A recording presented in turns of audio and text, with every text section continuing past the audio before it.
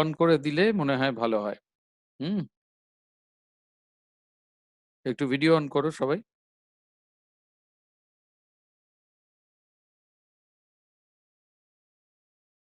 আচ্ছা, যাদের নাম লিখে নিয়েছো সবাই সুন্দর নাম লিখেছো, ভালো লাগছে। সুষমা খাটুয়া, রুনা দাস, এদিকে অপো A5s কে, সে নাম ঠিক করো। তোমার নাম নিশ্চয়ই অপো A5 নয়। হুম, রিনেম করে নাও। আচ্ছা, স্যামসাং গ্যালাক্সি M20 রিনেম করে নাও। হুম, এখানে স্যামসাং বলে কেউ পড়ে না, আমাদের এখানে রেডমি বলে কেউ পড়ে না। পড়ে কি? কেউ নিজের নাম রেডমি রেখেছো? 3-4 না জনের নাম স্যার। দেখছি রেডমি। তো রেডমি থেকে নামে ফিরে এসো। সবার নামটা জানা হবে তো অন্তত। দূর থেকেই তো এবারে ক্লাস হলো, সেইভাবে ইন্টারাক্ট করা গেল না আগের ব্যাচকে যেভাবে আমরা ইন্টারাক্ট করতে পেরেছি। কিন্তু যাই হোক, তবু যদি তোমাদের ভিডিওটা অন থাকে দেখতে পাওয়া যায়, নাহলে তো দেখতেই পাওয়া যাচ্ছে না কাউকে। হুম, সবাই ভিডিও অন করো, তারপর আমি কথা শুরু করব।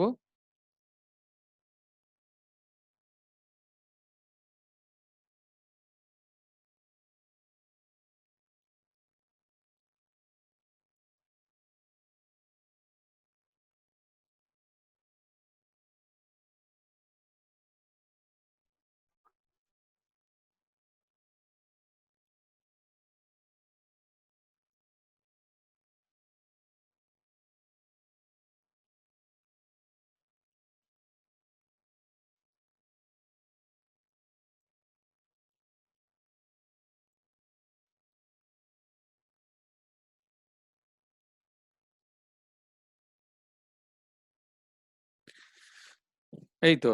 আচ্ছা, পিও সিও সেটা কে? নাম ঠিক করো।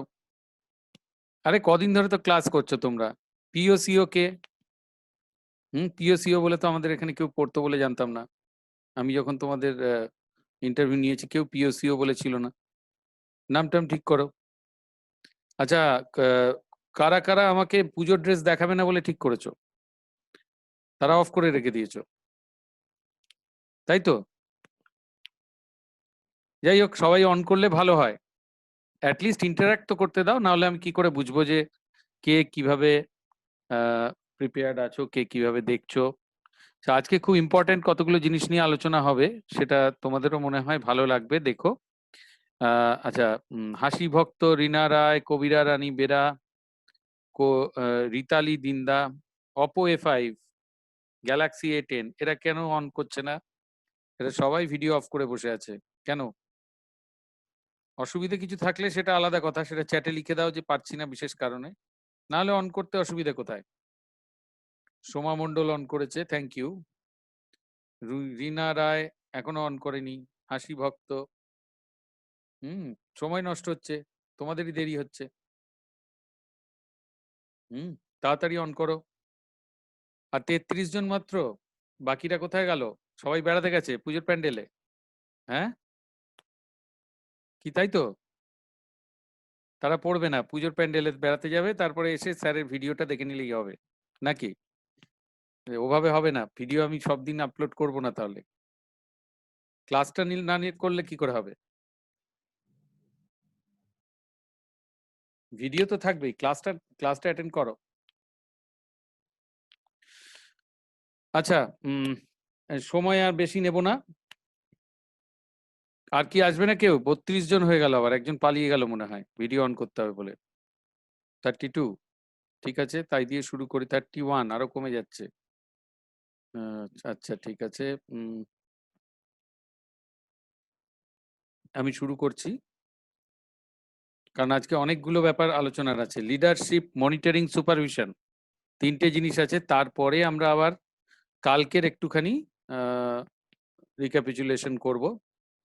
আচ্ছা, কালকেরটা একটু পড়া হয়েছে? কেউ দেখেছে? চোখে দেখেছে কেউ ভিডিওটা নাকি না? স্যার বলছিলেন আপনি ওই আর্গোমেট্রিক্স ওইগুলো বলছিলেন, হ্যাঁ, তো এগুলো ওই আর্গোনমিক্স, আমাদের বইতে আর্গোনমিক্স দেখলাম সরি আর্গোনমিক্স, হ্যাঁ নেই স্যার ওটা তোমাদের বলছি বইতে, ওটা তাই তো? বইতে। হ্যাঁ স্যার, মানে তাহলে কি বই যেগুলো থাকে ওই ওটা তো ওটাই তো মানে সিলেবাসে আছে, তাহলে হ্যাঁ, স্যার ওগুলো তোমরা এক্সট্রা কি সিলেবাসে আপনার ইয়ে থেকে সিলেবাসে পড়বো? হ্যাঁ, আমি বলছি তোমাদের বইয়ের জিনিসটা আমি কালকে কিছু পড়িয়েছি না, বই ছেড়ে গেছি বলো? বইয়ে যেগুলো আছে সেগুলো কি আমি কাল পড়িয়েছিলাম না পড়াইনি? পড়িয়েছেন। পড়িয়েছি তো, তার এর বাইরে মধ্যে কিছু কিছু পড়ানো আমি বাইরে বুঝেছি, আমি বুঝেছি, আমি বুঝেছি। হ্যাঁ। আমি যেটুকু পড়িয়েছি তাতে বইয়ের বাইরেও কিছুটা পড়ানো হয়ে গেছে। সেটা তোমাদের ভবিষ্যতে কাজে লাগবে। ঠিক আছে? কারণ অকুপেশনাল হেলথ বলতে কি বোঝায় সেটা তো তোমাকে একটু বিস্তারিত বুঝতে হবে, না হলে তুমি জাস্ট যেটুকু বইতে রয়েছে ওটা তুমি ওই সেই চামচে করে খেয়ে নেওয়ার মতো ব্যাপারটা হবে। ঠিক আছে? বইটা সেইভাবে যে ফর্ম করে করেছে তা নয়, কিছু কিছু জিনিস জাস্ট তুলে দিয়েছে, তাতে তোমাদের আইডিয়াটা ক্লিয়ার হবে না। এবার যদি তুমি পুরোপুরি আইডিয়াটা না ক্লিয়ার করো, হ্যাঁ, তাহলে তুমি তোমরা মানে পুরোপুরি যে কি বলবো কনসেপ্টটা তৈরি হবে না। কনসেপ্ট তৈরি করতে গেলে যেটুকু দরকার আমি সেটুকুই বলছি। আর খুব বেশি সময় তো তোমাদের যাচ্ছে না, ধরে নাও 1.5-2 ঘন্টার মধ্যে পড়িয়ে দিচ্ছি। তাতে যদি কিছু এক্সট্রা পাওয়া যায় তোমাদের ক্ষতি কি? হ্যাঁ, তোমাদের হয়তো সেগুলো এই পরীক্ষায় লাগবে না, কিন্তু তোমাদের আলটিমেটলি আমি তো আর সারা জীবন ধরে এরকম ভাবে ক্লাস নেব না। এরপরে তোমরা কিন্তু সারা জীবন ধরেই as a community health officer তোমরা ওখানে কাজ করবে। কাজেই তোমাদের যদি কেউ আর্গোনমিক্স জিজ্ঞেস করে তোমরা বলতে পারবে না, কিন্তু আর্গোনমিক্সটা একটা খুব ইম্পর্টেন্ট জিনিস, সেটা তো তোমরা মানবে, তাই না? বা হ্যাঁ ফ্যাক্টরি ল গুলো তোমাদের বলতে হবে, জানতে হবে, ইএসআই ল জানতে হবে, রুলস গুলো জানতে হবে। রুলস গুলো না জানলে তোমরা এগোবে কি করে? অকুপেশনাল হেলথ কাকে বলে? নিউমোকনিওসিস যেটা খুব ইম্পর্টেন্ট সেটা তো তোমরা জানো, সেটা আছে ওখানে, কিন্তু তার ডিটেল গুলো যদি তুমি না জানো, ভেতরের যে পার্ট গুলো না জানো, তাহলে তোমরা এগোবে কি করে, তাই না? হ্যাঁ। আচ্ছা, তাহলে সবাই কি দেখেছে ভিডিও না কেউ দেখেনি? না দেখেছি স্যার। কেউ কেউ দেখেছে, ঠিক আছে, ওকে। আরেকটু ভালো করে দেখে নেবে আজকে।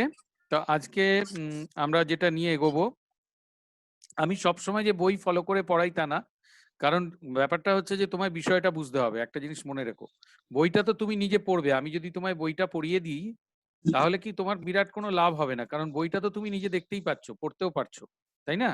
আমি যদি এখানে সামনে প্রেজেন্ট নাও থাকি তোমরা পড়তে পারবে।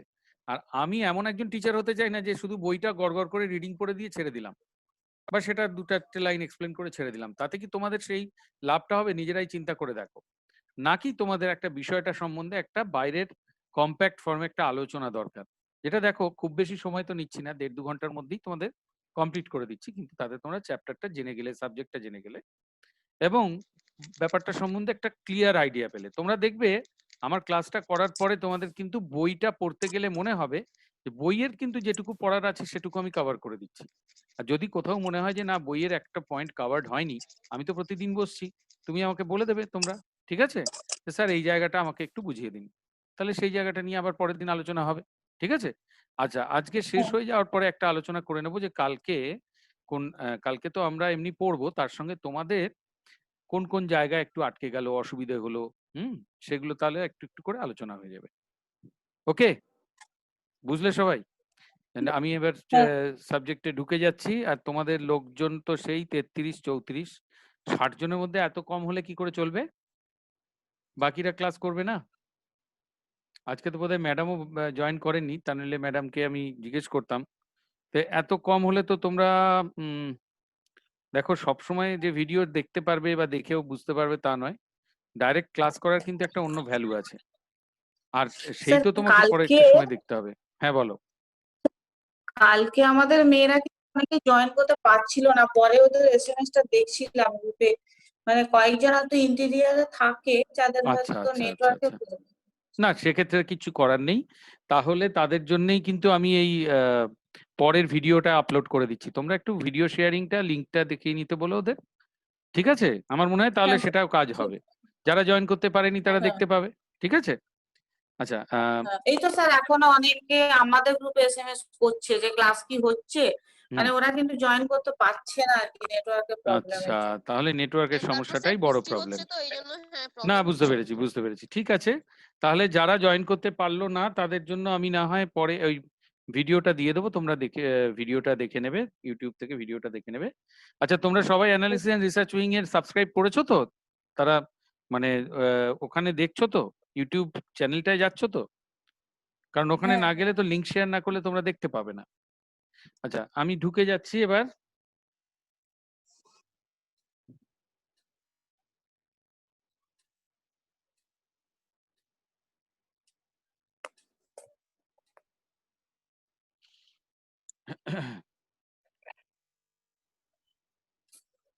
আজকের আলোচনাটা খুব ইম্পর্ট্যান্ট। দেখবে প্রত্যেক জায়গায় একজন নেতা বা নেত্রী থাকে, তাই না? তোমাদের মধ্যেও নিশ্চয়ই আছে। কেউ কেউ আছে দেখবে খুব উৎসাহ সহকারে কাজগুলো করে। তোমরা বলো আরে তুই লিডার, তুই দেখবি বা মনিটর, তুই কাজগুলো করবি, আমরা জাস্ট আমরা আসছি, সবই ঠিক আছে, তোর পেছনে আছি। কি আমরা বেশিরভাগ লোকই কিন্তু এরকম। কিন্তু কিছু কিছু আছে যারা প্রথম থেকেই লিডারশিপ নিয়ে চলতে ভালোবাসে, এবং তারা না থাকলে আজকে সুষ্ঠুভাবে কোনো প্রোগ্রাম এগোতে পারতো না, কোনো কাজ এগোতে পারতো না। আমরা তো বাই সিলেকশন, মানে বাই কোনো চয়েস নেই, আমাদের এমনি লিডার করে দেওয়া হয়। কিন্তু সবার মধ্যেই যে লিডারশিপ পাওয়ার থাকে তা নয়। তোমরা নিজেরাও দেখবে কোনো কোনো জায়গায় কাজ করতে গিয়ে মনে হয় এখানে ম্যাডাম খুব ভালো, এখানে কাজ করতে কত সুবিধা হচ্ছে। আবার কোথাও কোথাও মনে হয় ম্যাডাম ঠিক মতো বোধহয় ইয়ে করে গুছিয়ে চালাতে পারছে না, আমাদের অসুবিধা হচ্ছে, আমাদের ডিউটি রোস্টার ঠিকঠাক হচ্ছে না। এই প্রবলেমগুলো তো তোমাদের অনেকেরই হয়, তাই না? তো এগুলো কিন্তু একটা লিডারশিপের অঙ্গ।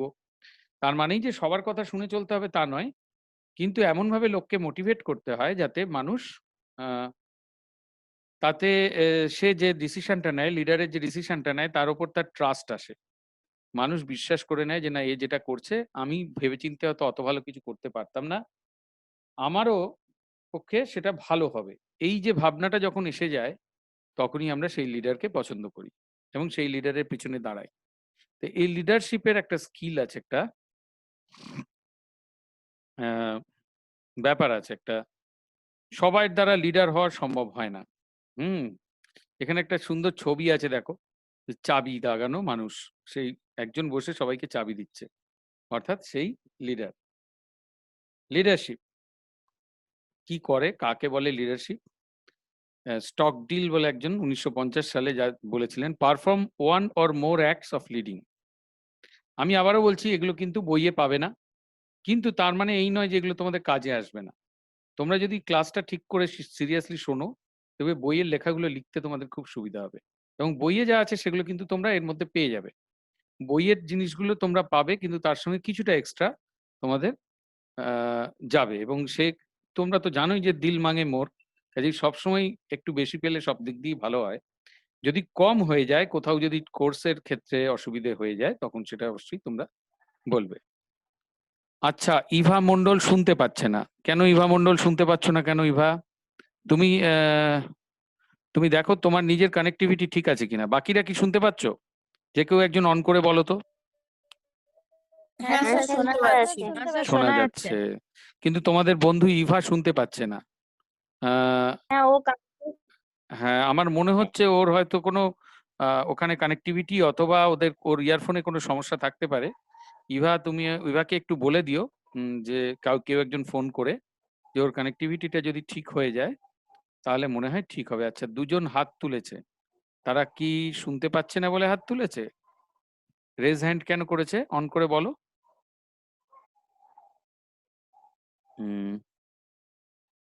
আচ্ছা ঠিক আছে, পরের ইয়েতে যাচ্ছি। দেখো এখানে perform one or more acts of leading, তারা অনেকগুলো লিডিং এর অ্যাক্টস পারফর্ম করতে পারে, হিউম্যান বিহেভিয়ারকে এফেক্ট করে, যাতে একটা মিশনকে।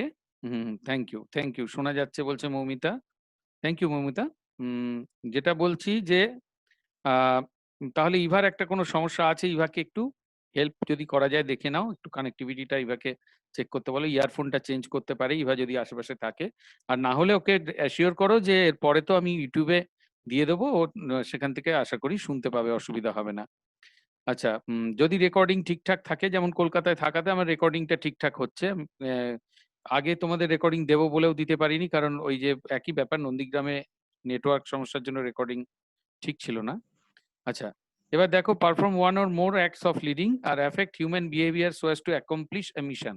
ওই যে বললাম, আমার যদি একটা বিশ্বাস হয় যে ও যা করছে বেশ করছে, ভালো করছে, ওর মতো ভাবে কাজ করলেই আমার ভালো হবে, এই ধারণাটা আনাটাই লিডারের সবচেয়ে বড় ক্রেডিট। এবং এর ফলে সে কিন্তু একটা মিশন অ্যাকমপ্লিশ করতে সবার হেল্প পায়। Influencing a group of people to move towards its goal, একটা গোলের দিকে যদি আমি একটা গ্রুপ অফ পিপলকে মুভ করাতে চাই, তাহলে কিন্তু লিডারের প্রতি এই ভরসাটা রাখতে হবে। সেটিং অর গোল অ্যাচিভমেন্ট, তা নইলে আমরা একটা গ্রুপ একসাথে কিন্তু মুভ করবে না। তুমি বুঝতেই পারছো যে একটা গ্রুপকে একসঙ্গে মুভ করা, মানুষ প্রত্যেকে হচ্ছে ইন্ডিপেন্ডেন্ট। কেউ যদি একজন একটা জিনিসকে ভালো মনে করে, আরেকজন সঙ্গে সঙ্গে মনে করবে না না ওটা অতটা ভালো নয়, এটা খারাপ। আমাদের মধ্যে এই এই বিশেষত্ব তো আছেই, তোমরা জানো। ফেসবুকে গেলেই দেখতে পাবে একটা নির্দিষ্ট কোনো একটা মতামত দিলেই তার পেছনে কত রকম পক্ষে বিপক্ষে মতামত হতে থাকে। তার মানে কোনো মানুষই কিন্তু আরেকজন মানুষের সঙ্গে একদম একমত হয় না। কাজেই তাদের যদি একটা কমন গোলের মধ্যে আনতে হয়, অন্তত একটা ন্যূনতম ঐকমত্যের ভিত্তিতে কাজ করিয়ে নিতে হয়, তাহলে সেখানে কিন্তু একজন লিডারের প্রয়োজন হয়। আমাদের যেমন প্রোগ্রাম অফিসার হিসেবে লিডার করে দেওয়া হয়, কিন্তু সবার মধ্যে কি লিডারশিপ পাওয়ার থাকে? আমরা সবাই কিন্তু লিডার হতে পারি না, কিন্তু কোনো রকমে চলে। তার জন্যই কোথাও প্রোগ্রামটা খুব ভালোভাবে গড়গড়িয়ে চলে, আবার কোথাও প্রোগ্রামে নানা রকম আপস অ্যান্ড ডাউনস হয়। হ্যাঁ, যে এই প্রবলেম গুলো থাকে।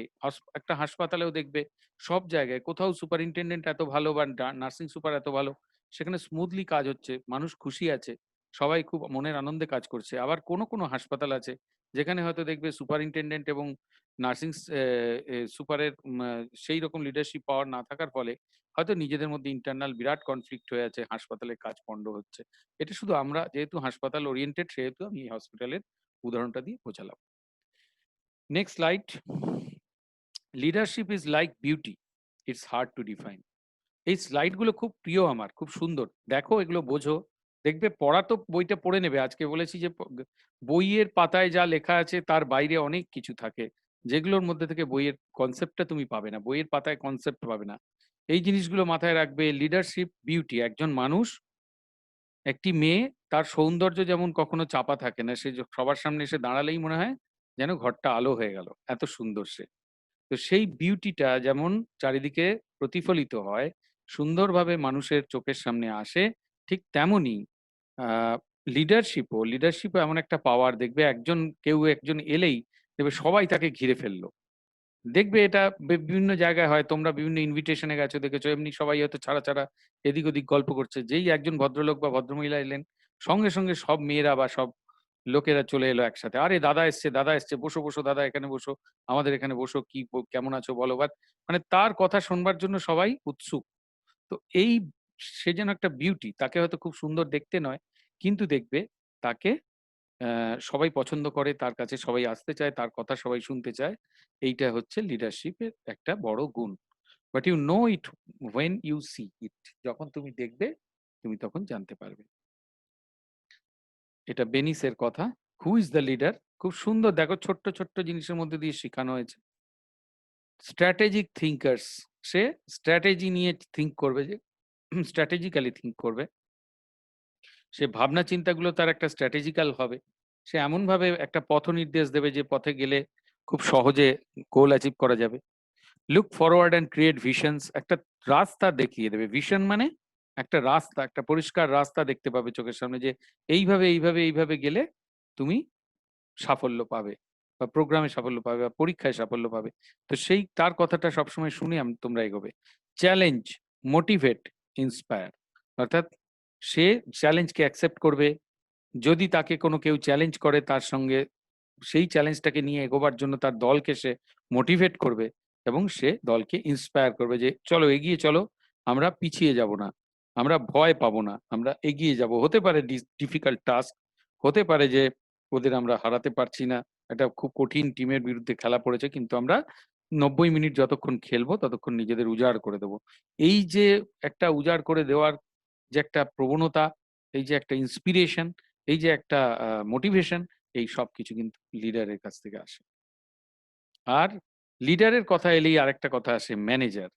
লিডার এবং ম্যানেজারের মধ্যে একটা ডিফারেন্স আছে, বেসিক ডিফারেন্স। ম্যানেজার কি করতে চায়? লিডার সবসময় তোমাকে এগিয়ে নিয়ে যেতে চায়। তুমি 5th পজিশনে আছো, তোমাকে ফার্স্ট পজিশনে নিয়ে যেতে চাইবে। ম্যানেজার কি করে? মেনটেন দ্য স্ট্যাটাস কুয়ো, অর্থাৎ যেরম আছো সেরম রাখার চেষ্টা করবে, যে না বাবা এর চেয়ে খারাপ না হয়ে যায়। ঠিক আছে, এইটা চলছে চলছে, এইভাবে তো চলছে, এই ব্যাপারটাকে ঠিকভাবে চলতে হবে। মনিটর সিচুয়েশন, সেইভাবে রাখতে গেলে কি কি করতে হবে সেটা ম্যানেজার মোটামুটি মনিটর করে দেখে নেয়। অ্যালোকেট রিসোর্স, কি কি লাগবে না লাগবে তোমাদের এসে জিজ্ঞেস করে সেগুলো তোমাকে দিয়ে দিল। লিডার হয়তো সবসময় সেগুলো দেবে না,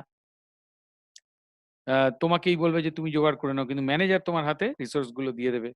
কমিউনিকেট করবে টার্গেট গুলো, তাই যে কিভাবে এই তুমি এটা এখানে এইভাবে এগো, ওইভাবে এগো, একটা পজিটিভ অ্যাটিটিউড, কাঁধে কাঁধ মিলিয়ে ম্যানেজারও তোমাদের এগিয়ে নিয়ে যাওয়ার চেষ্টা করবে, কিন্তু তাদের ভিশন একটু তফাৎ আছে। লিডার যেমন একটা ভিশন দেবে, একটা পথ দেবে, ম্যানেজার কিন্তু তা করবে না, তোমাদের ডিফিকাল্টি গুলো দেখবে, দেখে সলভ করার চেষ্টা করবে, এই পর্যন্ত। মেজার দ্য রেজাল্টস গুলো দেখবে এবং ফিডব্যাক অন দ্য ট্রেন্ডস, তার বেসিসে সে ফিডব্যাক দেবে।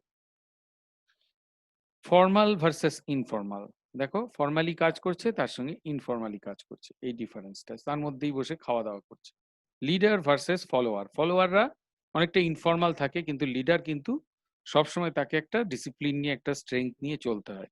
লিডারকে ফর্মাল হতে হয়, সবসময় ইনফর্মাল থাকলে কিন্তু লিডার সেইভাবে হতে পারে না। Where is the power from, actual পাওয়ারটা কোথা থেকে আসছে?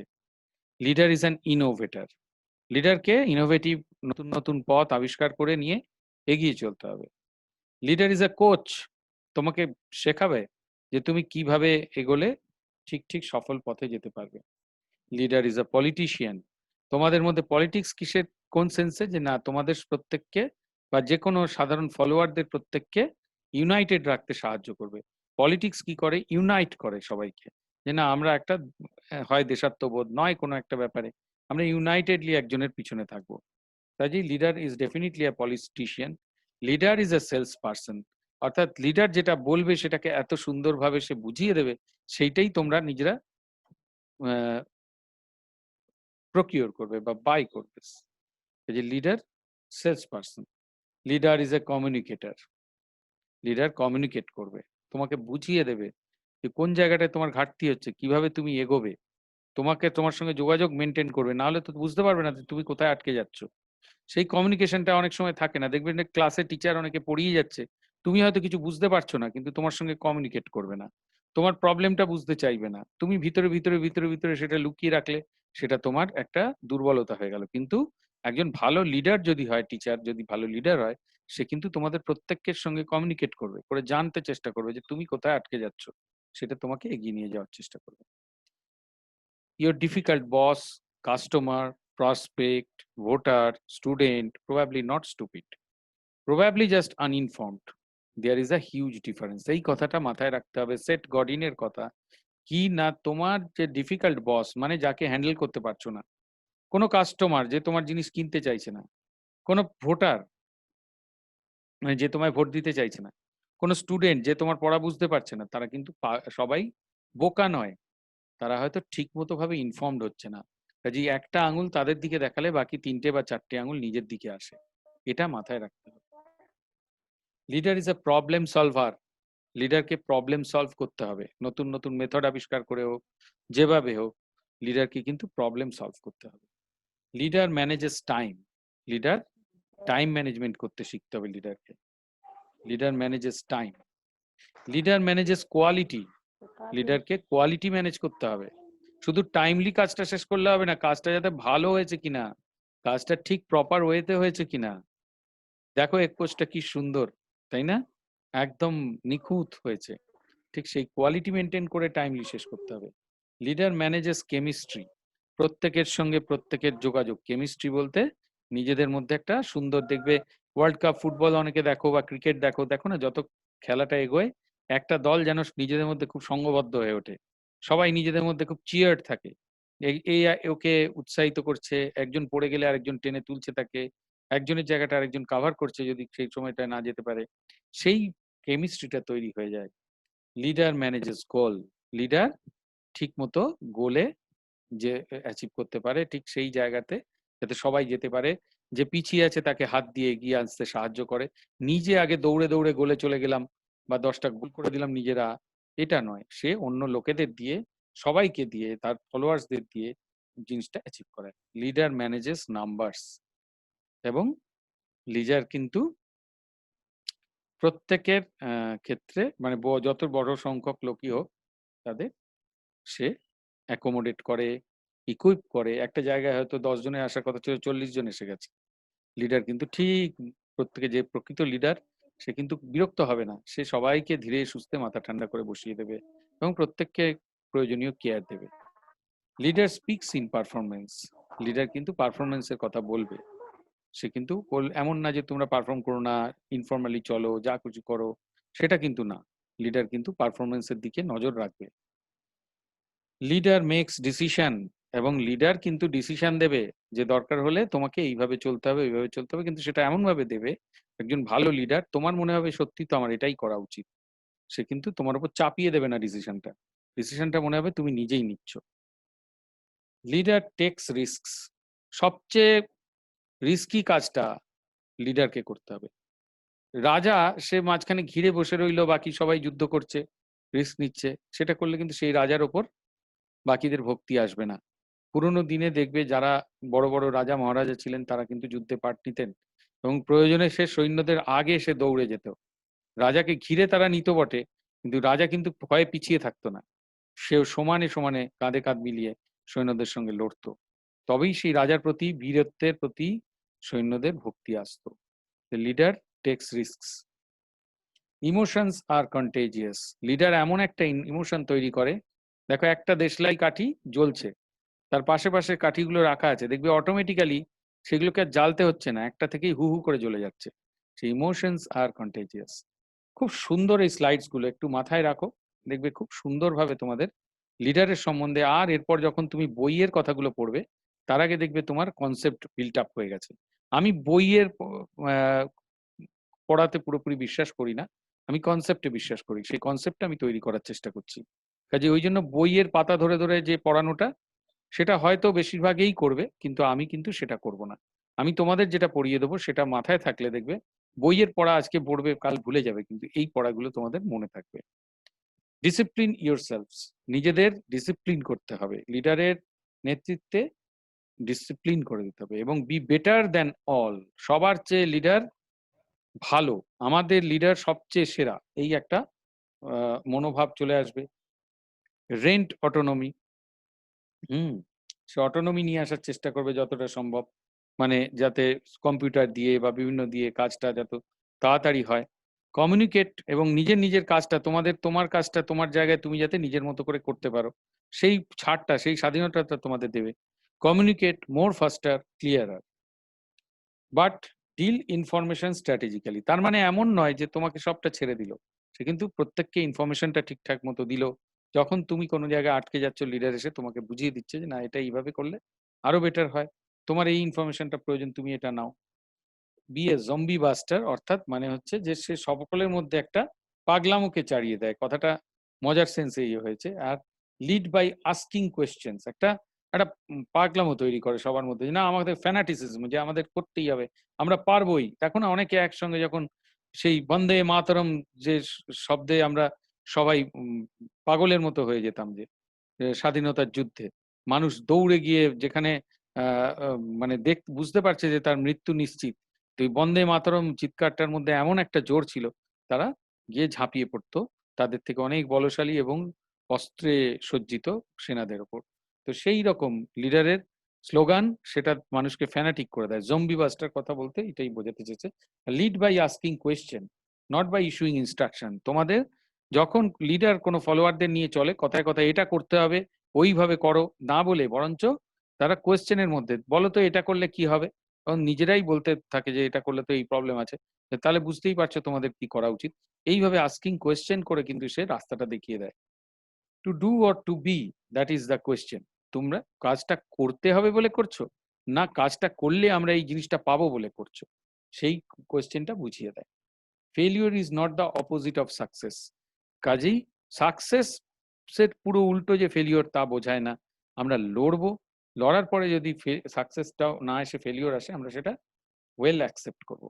Mistake only make new mistakes, আমরা যদি ব্যাপারটাকে মিস্টেক হিসেবে দেখি তাহলে সেটা আরো নতুন মিস্টেক তৈরি করবে, কাজেই মিস্টেক কথাটা সে ইউজ করে না।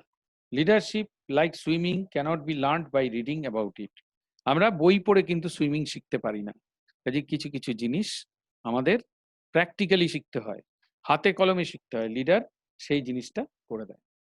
পিয়ার ম্যানেজার ইন এজেন্সি, এগুলো খুব একটা দরকার নেই। Ticket to where is your destination, এটা জানিয়ে দেওয়া হয়। Check reference on yourself, keep your own speciality, নিজেদের স্পেশালিটি রেখে, if your product has no an unique value you will be selling on price alone, অর্থাৎ প্রোডাক্টের আলাদা একটা ভ্যালু তৈরি করে দেয়। and build reputation on you. Excellent managers create excellent agency. কিন্তু ম্যানেজারদেরও প্রয়োজন আছে, কারণ লিডার একা পুরো দলটাকে এগিয়ে নিয়ে যেতে পারবে না।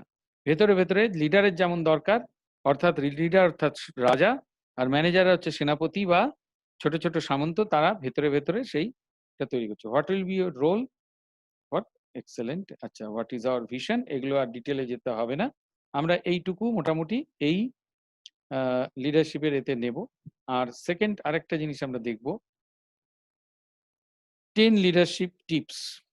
এইটা খুব মজার একটা স্লাইড, দেখো। Can you tell me which road to take? Where do you want to go? Responded the Cheshire cat. দেখো, অ্যালিস জিজ্ঞেস করছে কোন রাস্তাটায় আমি যাব। চেশায়ার ক্যাট ওপর থেকে বলছে তুমি কোথায় যেতে চাও? অ্যালিস বলছে আমি জানি না। তখন ক্যাট কি বলল? It doesn't matter. তাহলে তো এটা কোনো ব্যাপারই না, তুমি যে কোনো রাস্তা ধরে চলে যাও। তুমি যখন কোনো রাস্তায় কোন রাস্তায় যাবে তুমি জানোই না, তো তুমি যে কোনো রাস্তায় চলে যাও। এই কথাটা কেন বললাম? লিডারশিপের প্রথম কথা হচ্ছে ভিশন, রাস্তাটা দেখিয়ে দেওয়া। যদি ঠিক রাস্তায় না, আমি যদি না জানি আমাকে কোথায় যেতে হবে, তাহলে তো আমি ভুল রাস্তায় যাব। Begin with an end in mind, অর্থাৎ যখন আমি শুরু করব তখন আমার মনে থাকবে যে আমি এইখানে গিয়ে শেষ করতে যাচ্ছি, বা এতটা আমার goal. Without a vision the people will perish. বোঝা যাচ্ছে আমি যেটা পড়াচ্ছি? কেউ একজন অন করে বলো দেখি, কেউ হ্যাঁ একজন স্যার, বলো। বুঝতে পারছো তো? হ্যাঁ স্যার, কি বুঝলাম। ব্যাপারটা? হ্যাঁ ব্যাপারটা স্যার। ভালো লাগছে না? এইভাবে যদি বইয়ের হ্যাঁ পাতা পড়ি, বইয়ের পাতায় কিন্তু এইরকম ভাবে তোমরা জিনিসটা বুঝতে পারবে না। আলটিমেটলি কিন্তু তোমাদের এটাই প্রডিউস করতে হবে। লিডারশিপ বলতে এই জিনিসটাই। এরপরে বইটা পড়বে, দেখবে একটু অন্য ভাষায় কিন্তু সেম কথাই লেখা আছে। কি তাই না? হ্যাঁ হ্যাঁ স্যার। ঠিক আছে, এবার দেখো, উইদাউট আ ভিশন, তোমার যদি রাস্তা সম্বন্ধে আইডিয়া না থাকে, তুমি কিন্তু কোথায় যাবে বুঝতে পারছো না। সেই চাঁদের পাহাড়ের কথা মনে করো, শঙ্কর ঘুরতে ঘুরতে ভাব, কিন্তু তার মাথায় ছিল যে এই দিক দিয়ে একটা রাস্তা ওকে শেষ জায়গায় নিয়ে যাবে। কাজেই সে কিন্তু প্রচন্ড আহত এবং ক্লান্ত হলেও ঠিক জায়গায় গেছিল। We need men who can dream of things that never were.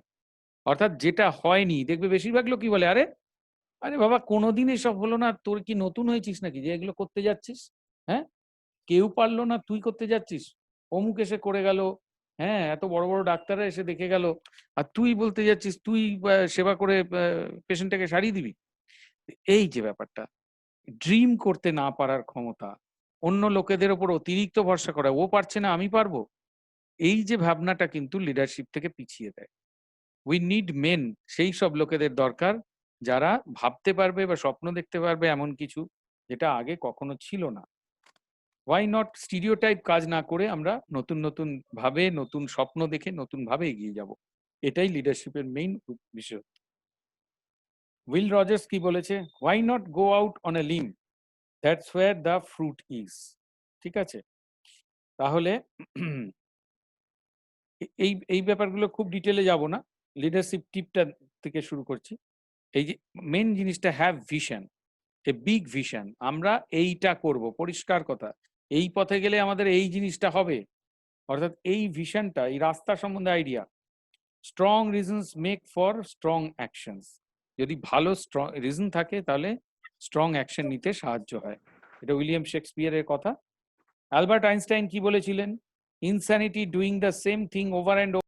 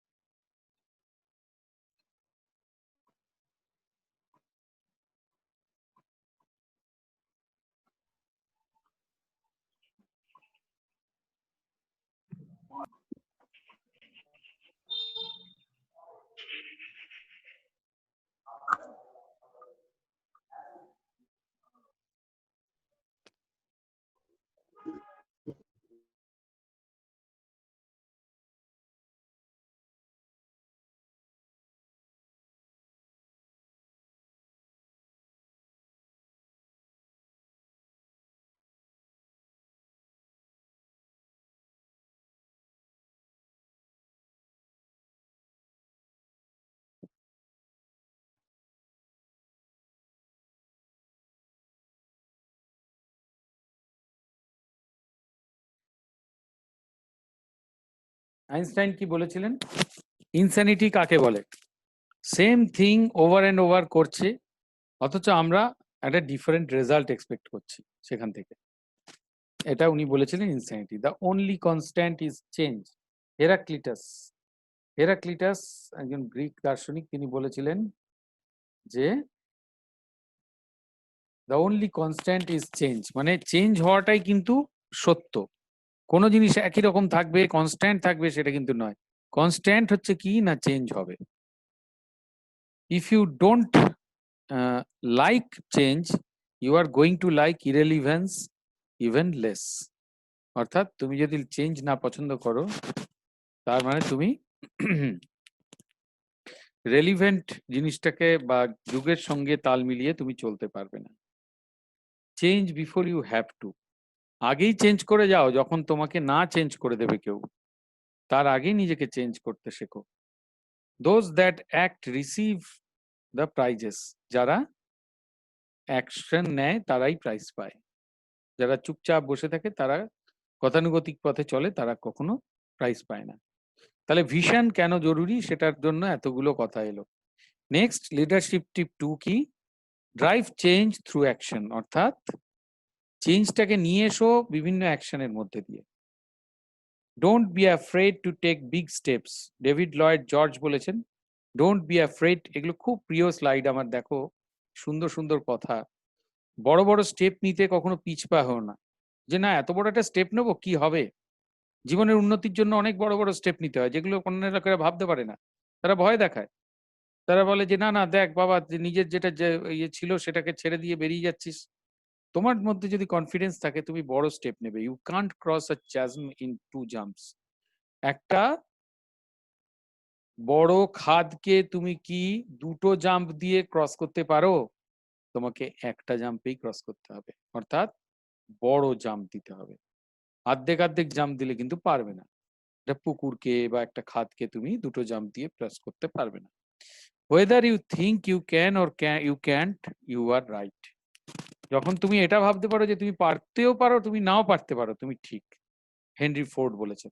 অর্থাৎ পারবেই তুমি এটা কোনোদিনই ভাববে না আমি নাও পারতে পারি। যখন তুমি এটা ভাববে যে তুমি পারতেও পারো আবার নাও পারতে পারো, তখনই তুমি একমাত্র রাইট।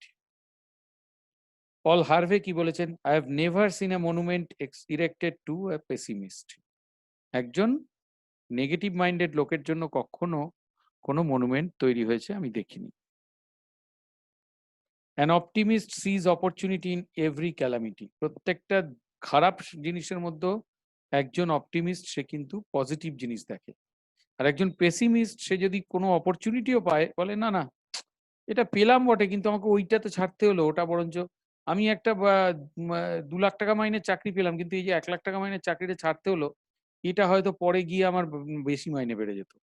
এইরকম একটা কথা ভাবতে পারে। তাহলে এই পেসিমিস্ট সে সবকিছুতেই অপরচুনিটিকেও ক্যালামিটি ভাববে। এবার লিডারশিপ টিপ নাম্বার 3, মানে এগুলো কিন্তু লিডারের মাথায় রাখতে হবে বা লিডারকে মাথায় রাখতে হবে বলে, এটা তোমার বেসিক কনসেপ্ট, ভিতরের কনসেপ্ট তৈরি করার জন্য এইগুলো পড়াচ্ছি। Be optimistic, 3 number tip. Be optimistic, expect success. এক্ষেত্রে হেনরি জে কাইজার কি বলেছেন? Problems are only opportunities in work clothes. অর্থাৎ প্রবলেম না থাকলে কাজের মাধ্যমে মানে অপরচুনিটি পাওয়ার কোনো জায়গা নেই। মানে তুমি তোমার কোনো নিজেকে বুঝে নিতে পারবে না যে তুমি উন্নতি করবে না করবে না। এ problem is a chance to do your very best. একটা চান্স, প্রবলেম হওয়া মানে একটা চান্স যে তোমার ভেরি বেস্টটা তুমি যাতে দিতে পারো। Smooth seas do not make a good seller.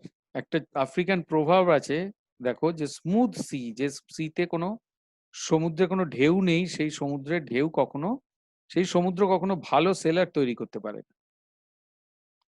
বিপদসংকুল সমুদ্রই ভালো সেলার তৈরি করে। Failure is the opportunity to begin again more intelligently. অর্থাৎ যত ফেলিওর হবে তোমার অপরচুনিটি থাকবে তুমি আরো ইন্টেলিজেন্টলি অ্যাক্ট করবে। হেনরি ফোর্ড সুন্দরভাবে বলেছেন। তারপর দেখো leadership tip number 4 is welcome problems. প্রবলেমকে ওয়েলকাম করো। Failure is not fatal. জীবন শেষ হয়ে যাচ্ছে না। প্রবলেমকে ওয়েলকাম করো। Welcome problems, failure is not fatal. Whatever you are, be a good one. কে বলেছেন? আমেরিকার এক্স প্রেসিডেন্ট আব্রাহাম লিঙ্কন। কি বলেছেন? যে যেটাই তুমি হও, তুমি তুমি যাই হও, তুমি সবসময় আমরা মনে করি, ইস, আমি যদি আরো ভালো করতে পারতাম, আমরা যদি আমি যদি মানে অমুক জায়গায় গিয়ে ঠিক ওই যে ও কত ভালো করছে, ওর মতো করতে পারতাম, আমি যদি অমুক হাসপাতালের নার্স হতাম কত ভালো হতো, আমি যদি এমএসসি কমপ্লিট করে আসতে পারতাম কত ভালো হতো। এরকম আমাদের সবসময় অনেক ভাবনা কাজ করে। তুমি যে আছো, তুমি যা অ্যাচিভ করেছো, সেটাকে তোমরা কোনোদিন ভেবেছো যে আমি যেটা অ্যাচিভ করেছি সেটা কজন অ্যাচিভ করতে পারে? কি আমি ভুল বলছি? কেউ বলো, কথাটা কিছু ভুল বললাম? তোমাদের কি এরকম মনে হয় না? হ্যাঁ, বলো। কি তোমরা ঘুমিয়ে পড়েছো না কি, না কথা বলবে? বলো, শুনছো না ঘুমিয়ে পড়েছো সবাই? ও, অন করতে পারছে না বোধহয়, দোষটা বোধহয় আমারই। হ্যাঁ ঠিক আছে, তোমরা চ্যাটে লেখো। তোমরা বুঝতে পারছো যেটা বলছি? এই ধরনের চিন্তা ভাবনাগুলো আসছে না, আসে না তোমাদের মাথায় যে আমি আরো ভালো হলে ভালো হতো? ঠিক, ঠিক, দেখতে পেয়েছি, চ্যাট দেখতে পেয়েছি। সরি, আমি অন করতে দিচ্ছি না, কারণ অনেকের ভুলে অন হয়ে থাকছে। আমি পরে তোমাদের অন করার সুযোগ দেব, এটা শেষ করে নি। Whatever you are, be a good one. Nothing, এই দেখো ডক্টর আলবার্ট সোয়েজার কি বলেছে, nothing of significance is accomplished without self sacrifice and enthusiasm. যদি নিজে কিছুটা স্যাক্রিফাইস না করো এবং একটু এন্থু নিয়ে না চলো, তাহলে কোনো সিগনিফিকেন্স তোমার অ্যাকমপ্লিশড হবে না। দেখো, একটু সেলফ স্যাক্রিফাইস তো তোমাদের করতেই হচ্ছে। আজকে পুজোর দিন দুপুরবেলা কোথায় আরাম করে ঘুমোতে বা একটু গল্প টল্প করতে সবার সাথে স্যার বসিয়ে, আমাদের নিজেরও কোনো কাজ নেই, আমাদের বসিয়ে বসিয়ে কিনা বিরক্ত করছে, তাই তো? তো এটাও তো তোমাদের একটা সেলফ স্যাক্রিফাইস হচ্ছে। হ্যাঁ, কিন্তু সেই এনথুসিয়াজমটা তোমাদের মধ্যে ডেভেলপ করে যে না না, স্যার যেটা বলছে একটু শুনলে আমাদের কাজও হবে, ভবিষ্যতে পরীক্ষাটায় ভালোও করতে পারি। তো সেই জিনিসটা উইদাউট সেলফ স্যাক্রিফাইস কিন্তু তোমরা প্রবলেমকে সলভ করতে পারবে না, সিগনিফিকেন্স জায়গায় যেতে পারবে না। এইটুকু স্যাক্রিফাইস না করলে আজকের জন্য দুপুরবেলাটা তোমরা একটু বিউটি স্লিপটা হলো না, কিন্তু ঠিক আছে, একটু কম ভালো লাগবে, কিন্তু তাতেও আহ চলে যাবে। কিন্তু এই যে এখন পড়াটা হয়ে গেলে তোমাদের পক্ষে কত সুবিধা হচ্ছে। Do what you can. Theodore Roosevelt কি বলছে? হ্যাঁ, ঠিক আছে ঠিক আছে। আমাকে সঙ্গীতা বললো, না স্যার ওই রকম মনে করছি না আমরা, আমি জানি তোমরা খুব ভালো মেয়ে, আমি মনে করতাম, সেটা আমি বলছি, আমি তো অত ভালো ছেলে নই, আমার মনে হতো দুপুরবেলা কেন বসিয়ে বসিয়ে বোর করছে আমাদের, সেটা মনে করতাম, সেটাই বলছি। Do what you can with what you have where you are. তার মানে যেটুকু তুমি করতে পারো, যা তোমার হাতে আছে, যেখানে তুমি আছো। আমি কেন এত ভালো হলাম না, কাজে আমার আর এটা করে কি লাভ হবে? আমি উত্তম কুমারের মতো দেখতে নই, কাজে আমার পাড়ার নাটকে নাটক করে লাভ নেই। এই ধরনের মনোভাবটা যেন না থাকে। আমি আমার মতো, আমার যেটুকু ক্ষমতা আছে সেটাও পৃথিবীতে জানবে একটা সিগনিফিক্যান্ট, সেইটুকু কাজ করব। যেটুকু আমার রিসোর্স আছে, যা আছে, সেটাই খুব ইম্পর্ট্যান্ট। এই কথাটা থিওডর রুজভেল্ট বলেছেন। এলিয়ানর রুজভেল্ট কি বলেছেন? It is not fair to ask of others what you are not willing to do yourself. যেটা তুমি নিজে করতে পারো না, সেইটা তুমি কখনো অন্যদের করতে বলবে না। এটাও কিন্তু লিডারশিপের একটা টিপ। লিডার মানে আমি শুধু অন্যদের হুকুম করবো, এই তুমি ওখানে যাও, তুমি ওই জায়গাটা পরিষ্কার করে দিয়ে এসো, তুমি অমুককে ইঞ্জেকশন দিয়ে এসো, তোমাকে যখন দিতে বলা হবে, না রে না, আমি হয় পারি না, বা নয় জানি না, না আমার করতে ইচ্ছে করছে না, তাহলে সে কিন্তু ভালো লিডার কোনোদিন হতে পারবে না, তার কথা কেউ শুনবে না। থমাস এডিসন কি বলছে? Many of life's failures are people who did not realize how close to success they were when they gave up. অনেক লোকে জানে না ফেলিওর হয়েছে যখন, কেন হয়েছে। পিপল ফেলিওরের কারণ হচ্ছে তারা কতটা কাছে ছিল সাকসেসের, সেটা তারা বুঝতে পারে না, তারা আশা ছেড়ে দেয়। সাকসেসের একদম পাশে এসেও আশা ছেড়ে দেয়। তারা দেখতে পায় না যে সামনেই সাকসেস রয়েছে, তখন তারা আশা ছেড়ে দেয়। বেশিরভাগ লাইফের ফেলিওর কিন্তু এর থেকে আসে।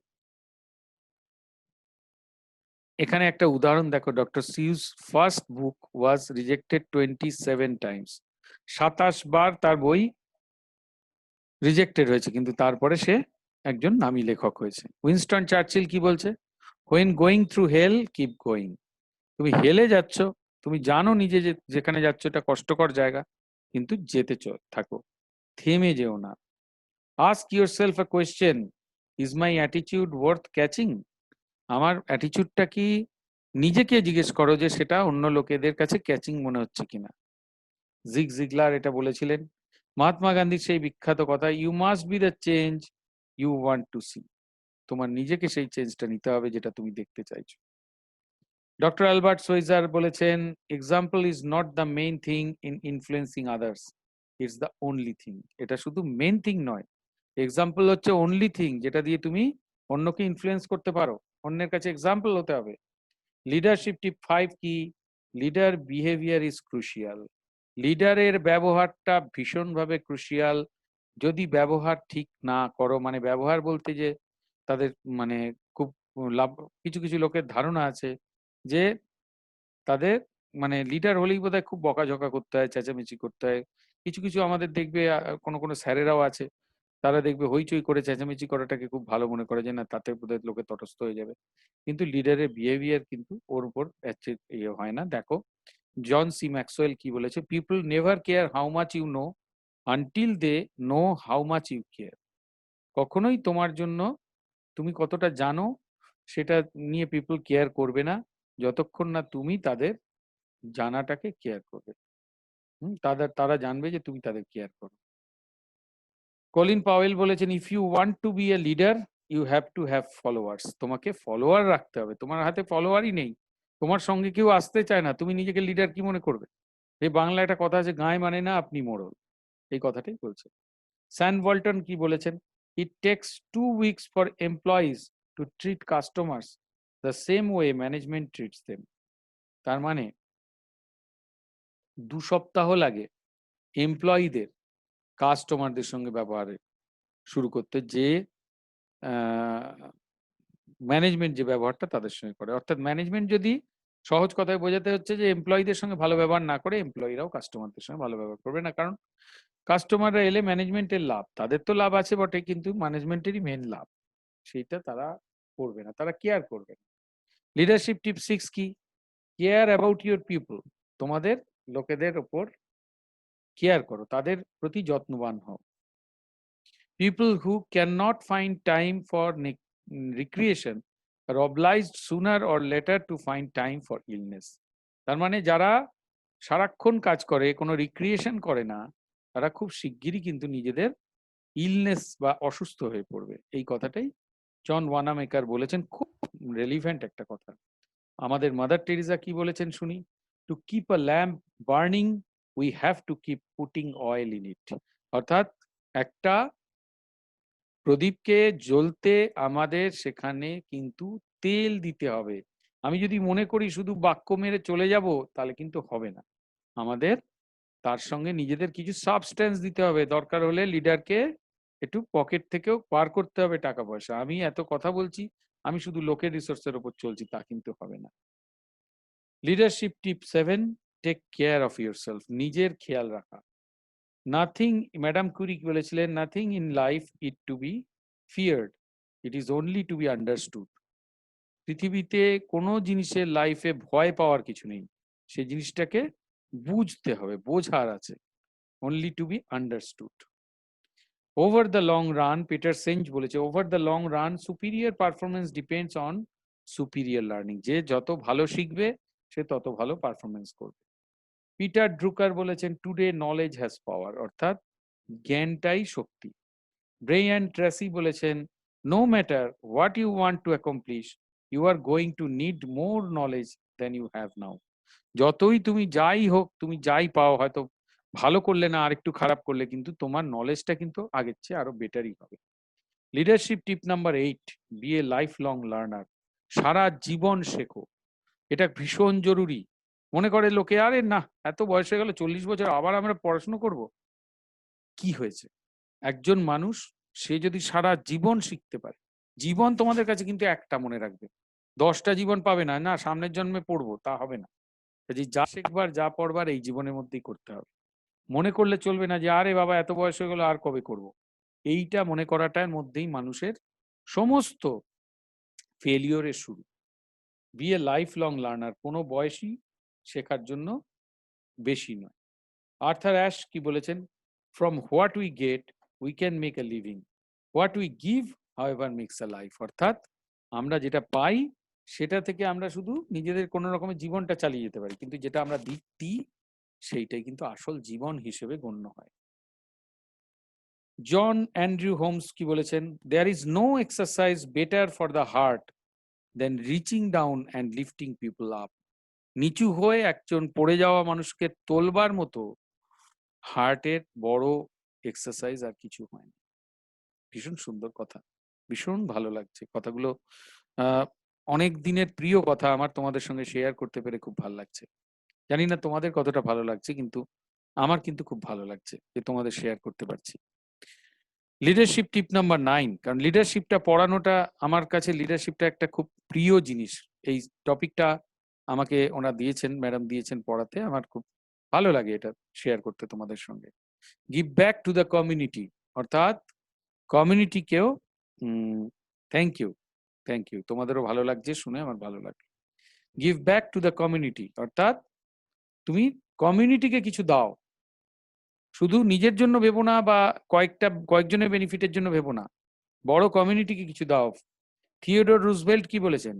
In any moment of decision the best thing you can do is the right thing. তাহলে যে কোনো সময় ডিসিশনে যেটা তোমার সবচেয়ে ভালো করতে পারবে সেটাই ঠিক। কি করলে সেটা বড় কথা না, তোমার ডিসিশনে যেটা। টাইম ইজ অলওয়েজ, এখানে মার্টিন লুথার কিং কি বলেছেন? Time is always right to do what is right. অর্থাৎ যে ঠিক কাজ করার কোনো ভুল সময় হয় না। এই কথাটা বাংলায় বললে এটাই, একটা সঠিক কাজের যে কোনো সময়টাই সঠিক কাজ করার সময়। তোমার মনে হয়েছে যে না, একে আমি তো এতদিন খারাপ ব্যবহার করেছি, আজকে এখন এসে আর কি বলবো, ভালো কথাটা বলবো, এরকম ভেবে আমরা অনেক সময় নিজেদের অনেক কথা মনের মধ্যে চেপে রাখি। কিন্তু জানবে যে কোনো সময় হচ্ছে, ও কি মনে করবে, ও ভাববে বোধহয় আমাকে এই প্রেস করতে এসছে, তা নয়। যে কোনো সময় ঠিক কাজ, তুমি যেটাকে সঠিক মনে করছো তার জন্য যে কোনো সময় সঠিক। লিডারশিপ টিপ নাম্বার 10, যেটা last but not the least, সেটা হচ্ছে do the next right thing. একটা রাইট থিং করেছো বলে আনন্দ করে বসে থাকার কিছু নেই, তার পরেরটাও করতে হবে। তাহলে 10 লিডারশিপ টিপকে আমরা যদি একসাথে রাখি কি হবে? দেখো, have a vision, a big vision. 2 number হচ্ছে drive change through action. 3 number হচ্ছে be optimistic, expect success. 4 number হচ্ছে welcome problems, failure is not fatal. 5 number হচ্ছে leader behaviour is crucial. 6 number হচ্ছে care about your people. 7 number হচ্ছে take care of yourself. 8 number হচ্ছে be a life long learner. 9 number হচ্ছে give back to the community. 10 নম্বর হচ্ছে do the next right thing. ঠিক আছে, তাহলে লিডারশিপের দুখানা ভালো স্লাইডস আমরা দেখলাম। এবার আমরা যেটাতে এগোবো সেটা হচ্ছে এখানে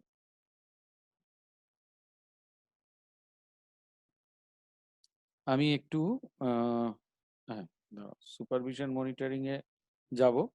লিডারশিপ হলো, এবার সুপারভিশন মনিটরিং নিয়ে একটু আমরা দেখব।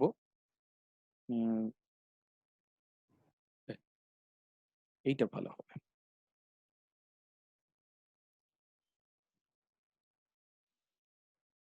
What is supervision? What is monitoring and evaluation? R monitoring and evaluation of health sector, তিনটে জিনিস। আচ্ছা, যদি কারো কোনো কিছু বুঝতে অসুবিধা হয় সে চ্যাটে লিখবে। আচ্ছা, আমি একটু চ্যাটের তোমাদের কথা শুনতে চাইছি যে এখন অবধি যা পড়ালাম সেটা ঠিক মতো বোধগম্য হয়েছে কিনা, কেউ একজন লেখো। বুঝতে পেরেছো সবাই? লিডারশিপ সম্বন্ধে মোটামুটি বোঝা গেছে? Thank you, thank you. তাহলে আমি চট করে সুপারভিশন আর মনিটরিং এ যাই। সুপারভিশন মনিটরিংটাও কিন্তু তোমাদের পক্ষে খুব জরুরি। লিডারশিপ, বুঝতেই পারছো তোমরা কিন্তু লিডার হতে যাচ্ছ, তোমরা প্রত্যেকে একজন লিডার হতে যাচ্ছ। হেলথ ওয়েলনেস সেন্টার একটা নতুন কনসেপ্ট। লিডারশিপটা কেন এত ইম্পর্টেন্ট তোমাদের পক্ষে? কারণ তোমরা কিন্তু অর্ডিনারি একজন ওয়ার্কার হিসেবে যাচ্ছ না, ওই জায়গায় তোমাদের লিডার হতে হবে। কিন্তু লিডার হতে গেলে তুমি যদি প্রথমেই গিয়ে তাদের বকাবকি ধমকাধমকি, আরে আমি হচ্ছি হেড, এইসব বলতে যাও, তাহলে কিন্তু তারা তোমাকে মেনে নেবে না। আমি বলেছি না, সবচেয়ে বড় চ্যালেঞ্জ হবে যে এনএমরা সেখানে কাজ করছে, তুমিও যাদের শ্রেণীভুক্ত এতদিন ছিলে বা সেই ক্লাস একই ইয়েতে বিলং করতে, আজকে তুমি একজন তাদের বস হয়ে জয়েন করতে যাচ্ছ। সেই ক্ষেত্রে কিন্তু তোমাকে একটু ভেবে নিতে হবে তোমার অ্যাটিটিউড কিরকম হবে। আমার মনে হয় এই লিডারশিপের স্লাইডস দুটো তোমাদের হেল্প করবে। একটু ভেবো, বাড়িতে গিয়ে একটু চিন্তা করো। শুধু পরীক্ষায় পাশ করার জন্য আমি তোমাদের কিন্তু পড়াই না, বাকিদের কথা আমি বলতে পারবো না, কিন্তু আমি কিন্তু তোমাদের পরীক্ষায় পাশ করার জন্য পড়াই না। আমি নিজে কোনোদিন ইনফ্যাক্ট পরীক্ষায় পাশ করার জন্য পড়িনি।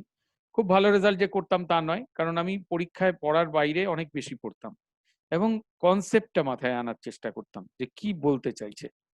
এইটা কি রেজাল্ট তোমার গায়ে লেখা থাকবে না, তুমি যেখানে গিয়ে বসবে, হ্যাঁ কয়েকজন হয়তো তোমার কাগজটা দেখতে চাইতে পারে, কিন্তু গায়ে তোমার রেজাল্টটা লেখা থাকবে না।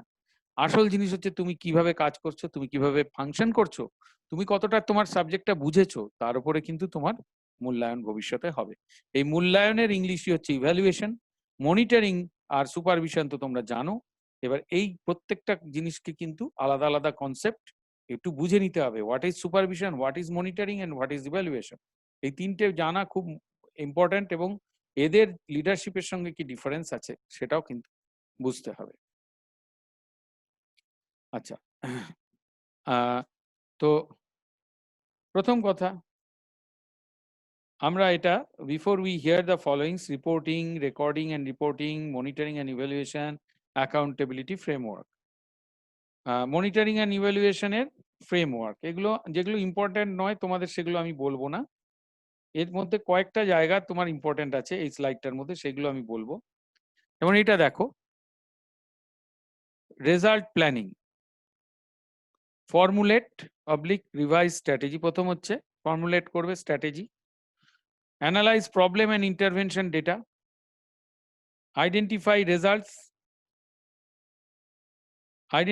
Results, outcome indicators, select strategic programme, select critical interventions, monitoring of results. এই যে ব্যাপারটা, এই প্রত্যেকটা জিনিসকে তোমাকে এগোতে হবে। কিভাবে না, ইভ্যালুয়েশন করবে, ইভ্যালুয়েশনের বেসিসে রিভাইজ করবে। প্রত্যেকটা ইভ্যালুয়েশন তোমাকে বুঝিয়ে দেবে যে না আমাদের কোন পথটা নিয়ে চলা উচিত। একটা বিষয় একটা ইয়ে নিয়ে চলতে গিয়ে তোমায় দেখতে হবে যে সত্যি উন্নতি হচ্ছে কিনা। তুমি একটা পথ তো নিয়ে নিলে, পথ নিয়ে এগোতেও শুরু করলে সবাইকে নিয়ে, কিন্তু কাজ কতটা হচ্ছে সেটা তোমায় বুঝতে হবে। তা নইলে তুমি একটাই পথ নিয়ে যে চিরকাল চলতে হবে তাও না, লিডারকে তো ফ্লেক্সিবলও হতে হবে। পথটা দিয়ে ভালো কাজ হচ্ছে কিনা সেটা দেখার জন্য তোমাকে যেতে হবে ইভ্যালুয়েশনটা। আর ইভ্যালুয়েশন হচ্ছে একটা ওয়ান টাইম প্রসেস, কিন্তু মনিটরিং হচ্ছে একটা কন্টিনিউয়াস প্রসেস। একটা জিনিস মাথায় রাখো, এটা তোমরা নিজেরা লিখেও রাখতে পারো, যে ইভ্যালুয়েশন আর মনিটরিং এর মধ্যে সবচেয়ে বড় যেটা ডিফারেন্স সেটা হচ্ছে যে ইভ্যালুয়েশন একটা ওয়ান টাইম বা টু টাইম বা পিরিয়ডিক্যাল প্রসেস, কিছুদিন পরে পরে এটা হয়। কিন্তু মনিটরিং এটা ঠিক এরকম যে evaluation is like annual exam, তার রেজাল্ট, বা হাফ ইয়ারলি এক্সাম, তার রেজাল্ট। কিন্তু মনিটরিং হচ্ছে লাইক প্রতিদিন ক্লাসে তোমাদের ইভ্যালুয়েশন করা, বা প্রতিদিন ক্লাসে যে পড়ানো হয় বা ক্লাস ওয়ার্ক করতে দেওয়া হয় বা হোমওয়ার্ক করতে দেয়, সেগুলো হচ্ছে মনিটরিং, তোমাকে মনিটর করা। তাহলে বোঝা গেল। এবার স্ট্র্যাটেজি রিভাইজ করে চালু করার পর অ্যানালাইজ করবে, রেজাল্টস আইডেন্টিফাই করবে, আউটকাম ইন্ডিকেটরগুলোর বেসিসে সেটাকে ঠিক করতে হবে। তারপর স্ট্র্যাটেজিক প্রোগ্রাম সিলেক্ট করবে, সিলেক্ট ক্রিটিক্যাল ইন্টারভেনশনগুলো দেখতে হবে যে কোন কোন জায়গায় উন্নতি করা খুব জরুরি, সেইখানে রেজাল্টটা মনিটর করতে হবে এবং পিরিয়ডিক ইভ্যালুয়েশন করে দেখতে হবে। তার বেসিসে রিভাইজ স্ট্র্যাটেজি ফর্ম করতে হবে। প্রসেস মডেল, এটা দেখো, ইনপুট প্রসেস আউটপুট। অর্থাৎ প্রথমে আমরা ইনপুট দেব, তারপর সেটা একটা প্রসেসের মাধ্যমে আউটপুট জেনারেট করবে। এটা কজ এফেক্ট রিলেশনশিপ। আর এগুলো অনেক ডিফিকাল্ট, এগুলো আমি যাচ্ছি না। এর মেইন যে এই স্লাইডটা এমনিতে অনেক ডিফিকাল্ট, অনেক হায়ার ইয়েতে কোর্সে পড়ানো হয়। এটাতে আমি যেটুকু ব্যবহার করব, এটা আমি ম্যানেজমেন্ট পড়াই যখন তখন এগুলো পড়াই। এটা যেটা ব্যবহার করব, what is monitoring? Continuous process of collecting and analyzing qualitative and quantitative data to track the progress of programs. বোঝা গেল? তোমরা বুঝলে একটু চ্যাটে দিয়ে দেবে যদি কেউ লেখার হয়। যদি বুঝতে অসুবিধা হয় তাহলে আলাদা কথা। আমি কি বলছিলাম, ক্লাস ওয়ার্ক, ক্লাসে প্রতিদিন ক্লাসের পারফরমেন্সটাকে তুমি মনিটরিং ধরতে পারো, যদি হাফ ইয়ারলি এবং অ্যানুয়ালটাকে তুমি ইভ্যালুয়েশন ধরো। তাহলে দেখো সেটাকেই বলছে এরা যে, হ্যাঁ, thank you Bipasha, continuous process of collecting and analysing. দেখো কন্টিনিউয়াস কালেক্ট করছি, কন্টিনিউয়াস অ্যানালাইজ করছি, কোয়ালিটেটিভ কোয়ান্টিটেটিভ অ্যাসপেক্ট, এবং দেখছি যে ঠিকঠাক হচ্ছে কিনা। ঠিক যেমন তোমাদের মাঝে মাঝেই দেখো যে ভিজিট করা হয়, ভিজিট করে দেখা হয় যে ঠিক মতো তোমরা খাতা মেনটেন করছো কিনা, ঠিক মতো তোমরা ডেটা কালেকশন করছো কিনা, ঠিক মতো তোমরা এএনসি কেয়ার নিচ্ছ কিনা, বা রেজিস্ট্রেশন হচ্ছে কিনা, বা ইমিউনাইজেশন হচ্ছে কিনা। তো এই প্রসেসটা কন্টিনিউয়াস, যেটা সারা বছরের লং প্রসেস, সেটা হচ্ছে আমরা মনিটরিং বলি। এবং তার পিরিয়ডিক যে ইভ্যালুয়েশন গুলো হয় কোনো রিভিউতে বা কিতে, সেটাকে আমরা ইভ্যালুয়েশন বলতে পারি। Assess the extent to which the input deliveries and whether work schedule and other required actions are proceeding according to plans. দেখতে হবে যে আমরা যে ইনপুট ডেলিভারি গুলো দিচ্ছি, ইনপুট দিচ্ছি, তার বদলে ওয়ার্ক শিডিউলটাও যেরকম করেছি তাতে ঠিকঠাক ভাবে প্ল্যান অনুযায়ী আমাদের কাজ এগোচ্ছে কিনা। A process aimed at ensuring that activities are on the right track, and in case of deviation, appropriate corrective actions can be instituted. দেখা হবে যে ঠিক পথে আছে, এবং যদি কোনো ডেভিয়েশন হয় সেখানে একটা কারেক্টিভ অ্যাকশন আমরা নেব। Managers depend on the resulting parameters to determine which areas require greater effort and thereby may contribute to an improved response. তাহলে এবারে একটা খুব বড় সুন্দর স্লাইড দেখো, এটা একটু তোমরা মন দিয়ে দেখো monitoring and evaluation are same. এখানে দেখো মনিটরিং রয়েছে, ইভ্যালুয়েশন রয়েছে। ইভ্যালুয়েশন হচ্ছে যেটা বাদিকে দেখো, কে আউটস্ট্যান্ডিং, কে এক্সেলেন্ট, কে ভেরি গুড, কে বিলো অ্যাভারেজ, এই যে ইভ্যালুয়েট করে দিচ্ছি। আর মনিটরিং আমাদের কন্টিনিউয়াস দেখা হচ্ছে, যে একবার উঠছে একবার নামছে, দেখো গ্রাফটা, সেটা হচ্ছে মনিটরিং। তাহলে হোয়াট ইজ ইভ্যালুয়েশন? আমরা মনিটরিং দেখলাম, ইভ্যালুয়েশন হচ্ছে পিরিয়ডিক অ্যাসেসমেন্ট। দেখো ওটা ছিল, এখানে আবার একবার পিছনে যাই, তাহলে দেখো এখানে ছিল কন্টিনিউয়াস প্রসেস। কন্টিনিউয়াস প্রসেস দেখতে পাচ্ছ প্রথম অংশটা, কালেক্টিং অ্যানালাইজিং। আর ইভ্যালুয়েশনে দেখো পিরিয়ডিক অ্যাসেসমেন্ট। আসল পয়েন্টটা তোমায় বলে দেবো, তোমায় বইয়ে গিয়ে সারা বইটা পড়বে, মুখস্থ করবে, দেখবে আসল কথাটা মাথায় থাকবে না। কিন্তু এখন আমি যেটা তোমায় বলে দেবো এই ক্লাসে, আসল কথাটা যেটা তোমার মাথায় রাখলে বই তুমি না পড়লেও উত্তর দিয়ে দিতে পারবে। আচ্ছা, এইটা আর 10 মিনিট আছে, এরপরে কেটে গেলে আবার জয়েন করে যাবে। হ্যাঁ, চলুক 10 মিনিট। যে periodic assessment of ongoing or completed programs, 1-2 minute আগে আবার বলে দেবো। এটা প্রথম হচ্ছে পিরিয়ডিক অ্যাসেসমেন্ট হলো links a particular output or outcome directly two particular intervention. একটা নির্দিষ্ট আউটপুট বা আউটকাম থেকে ডাইরেক্টলি একটা পার্টিকুলার ইন্টারভেনশন থেকে সেই আউটপুটটাকে বা আউটকামটাকে আমরা লিঙ্ক করতে পারবো, যে না এই কাজটা করা হয়েছে তার ফলে এই ইমপ্রুভমেন্টটা হয়েছে। এই তার মানে হয়তো 6 মাস কাজ করিয়ে তার ইভ্যালুয়েট করা হলো, সেটাও তাহলে দেখা হলো যে এই আউটকামটা এই প্রসেসটা নেওয়ার ফলে এই জিনিসটা হয়েছে। Aim is to determine the relevance, efficiency, effectiveness, impact and sustainability. 5টা কথাই কিন্তু খুব ইম্পর্টেন্ট। রেলিভেন্স মানে প্রাসঙ্গিকতা, যে কাজটা হচ্ছে সে কাজটা করা দরকার আছে কি না। ইমিউনাইজ করার আগে হাতটা ঠিকঠাক ধুয়ে নেওয়া, স্যানিটাইজ করে নেওয়া, সেগুলো দরকার আছে কি না।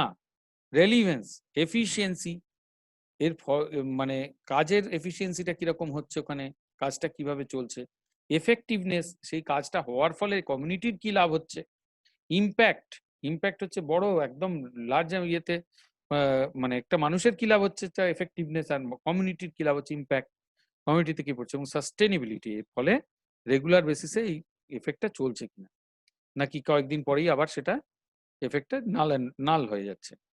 Explores deeper at explaining the cause and effect and other wider issues about the intervention. Intervention গুলো নিয়ে ফল কি হচ্ছে না হচ্ছে তাতে অনেক ডিপ অ্যাসেসমেন্ট করা যায় ইভ্যালুয়েশনের ফলে।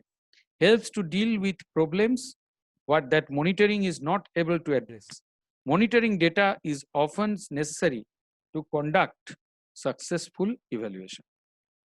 তাহলে মনিটরিং করতে হবে, না হলে কিন্তু এভালুয়েশন মাঝে মাঝে করে কোনো লাভ নেই। যদি তোমায় রোজ ক্লাসে কিছু পড়ানো হচ্ছে না, অর্থাৎ শুধু হাফ ইয়ারলি আর অ্যানুয়াল পরীক্ষা নিয়ে যাওয়া হচ্ছে, তাহলে কি তোমরা কি বিষয়টা শিখবে? এই যে তোমাদের ক্লাস হচ্ছে, ক্লাসে রেগুলার এই যে প্রশ্ন হচ্ছে, তোমাদের নানা রকম জিনিস জিজ্ঞেস করছি, পড়াচ্ছি, এগুলো না করে শুধু যদি তোমাদের বলা হতো যে না একটা পরীক্ষা হবে, পরীক্ষায় তোমাদের ইভ্যালুয়েট করা হবে, কে কিরকম পড়েছো, বইগুলো দিয়ে দিলাম, তোমরা পড়ে নিও, তাহলে কি তাতে কোনো লাভ হবে? তোমরাই বলো। তাহলে সাকসেসফুল ইভ্যালুয়েশন হতে গেলে তোমাকে রেগুলার মনিটরিং ডেটাটা খুব জরুরি। প্রতিদিন তারা ক্লাসে কিরম ভাবে পড়ছে, কিরম ভাবে আসছে, কতটা সময়ে তারা পড়াশোনা করছে, এটা খুব জরুরি। Helps programme managers determine the value of particular programme. এইবার খুব ইম্পর্টেন্ট কথা, দেখো মনিটরিং অ্যান্ড ইভ্যালুয়েশনের ডিফারেন্স। খুব সহজ কথা, দেখো এটা কিন্তু আসবেই, তোমাদের বইতে আছে এবং এটা ভীষণ important. Monitoring answers what are we doing. দেখো এই কনসেপ্টটা মাথায় ঢুকিয়ে নাও, আমরা কি করছি সেটা মনিটরিং আনসার করে। আর ইভ্যালুয়েশন কি করে? হোয়াট হ্যাভ উই অ্যাচিভড, আমরা কি পেয়েছি, এইটা করার ফলে আমরা কি পেয়েছি সেইটা ইভ্যালুয়েশন আনসার করে। আর মনিটরিং আমরা কি করছি। তাহলে monitoring and evaluation is a continuum of observation, information gathering, analysis, documentation, supervision and assessment. এই এতগুলো জিনিসের কম্বিনেশনে মনিটরিং অ্যান্ড ইভ্যালুয়েশন। মানে কি? এক নম্বর হচ্ছে অবজার্ভ করা, কোনো জিনিসটা দেখা যে কতটা কাজ হচ্ছে না হচ্ছে, ঠিক মতো রেজিস্টার ফিল হচ্ছে কিনা, সেটা একটা অবজারভেশন। ইনফরমেশন গ্যাদারিং, সেটা করে দেখা হলো কে ভালো করছে কে খারাপ করছে, সেই জাতীয় ইনফরমেশন গ্যাদার করলাম, সেটাকে অ্যানালিসিস করলাম, কতগুলো করে কে করছে দেখলাম, দেখে সেটা ভালো কারটা খারাপ, সেগুলো ইএলএস রেসপেক্টে যদি করি অ্যানালিসিস করলাম, সেটা ডকুমেন্টেশন করলাম, সেটা লিখলাম, লিখে চতুর্দিকে তো আমরা জানালাম। এবং সুপারভিশন, কোথাও দেখা যাচ্ছে কেউ পারছে না, তাকে সেই অনুযায়ী সাপোর্ট দিলাম, এবং তারপর আবার অ্যাসেসমেন্ট করা। এই পুরো প্রসেসটাকে মনিটরিং এন্ড ইভ্যালুয়েশনের আসল কাজ। এখানে তোমাকে কতগুলো জিনিস দেওয়া হয়েছে, কন্টিনিউয়াস মনিটরিং, সাস্টেনেবিলিটি মনিটরিং, এগুলো খুব বড় বড় জিনিস, এগুলো তোমাদের এখন পড়াবো না। হেলথ সিস্টেমে মনিটরিং, এগুলো আর যাব না, এগুলো তোমাদের দরকার নেই। জেনারেল ফ্রেমওয়ার্ক এটা একটু দেখে নিতে পারো। দেখো input, process, output, outcome, impact. দেখো একটা ইনপুট মানে কি? এই যে পিপল, দেখো কোনো একটা কাজ করাতে হবে হেলথের, আমাদের লোক লাগবে, যেমন এই এএনএমদের দিয়ে আমরা কাজটা করাই, সেটা পিপল। মানি, আমাদের বিভিন্ন প্রোগ্রামের যে টাকা আসে, আমি যে টাকাগুলো ব্লককে দিই, ডিস্ট্রিক্টে আমি পাই, আমি ব্লককে দিই, ব্লক আবার তাদের নির্দিষ্ট সাব সেন্টারে দেয়, তাদের কাজের বেসিসে দেওয়া হয় সেই মানি। ইকুইপমেন্ট আমরা পাঠাই, সেগুলো যায়। পলিসি, বিভিন্ন পলিসিতে কিভাবে কাজ করবে সেটা বলা হয়, এই টোটালটা ইনপুট। প্রসেসের মধ্যে কি পড়ছে? এই যেটা তোমাদের এখন করছি ট্রেনিং, এটা কিন্তু প্রসেস। লজিস্টিক্স, খাতা বইপত্র, রেজিস্টার, লজিস্টিক ম্যানেজমেন্ট, আইসি, বিসিসি, এসব হচ্ছে প্রসেসের মধ্যে। আউটপুট কি? তার ফলে যে সার্ভিসটা তোমরা দিতে পারছো, ধরো 10টা বাচ্চা এলো, তাদের ইমিউনাইজ করে দেওয়া হলো সেদিন, সেটা একটা সার্ভিস, সেটা output. Service use, knowledge, quality. Outcome কি? এই যে নলেজটা তোমরা গেট করবে, এটা আজকে, সেটাও একটা আউটপুট। আউটকাম কি? বিহেভিয়ার, তার ফলে তোমাদের কাজের বিহেভিয়ার মানে কি তোমরা খুব ভদ্র হয়ে গেলে, স্যার পড়ালো বলে আমরা খুব স্যারকে শ্রদ্ধা করলাম, সেটা আসল কথা না, বিহেভিয়ার নয়।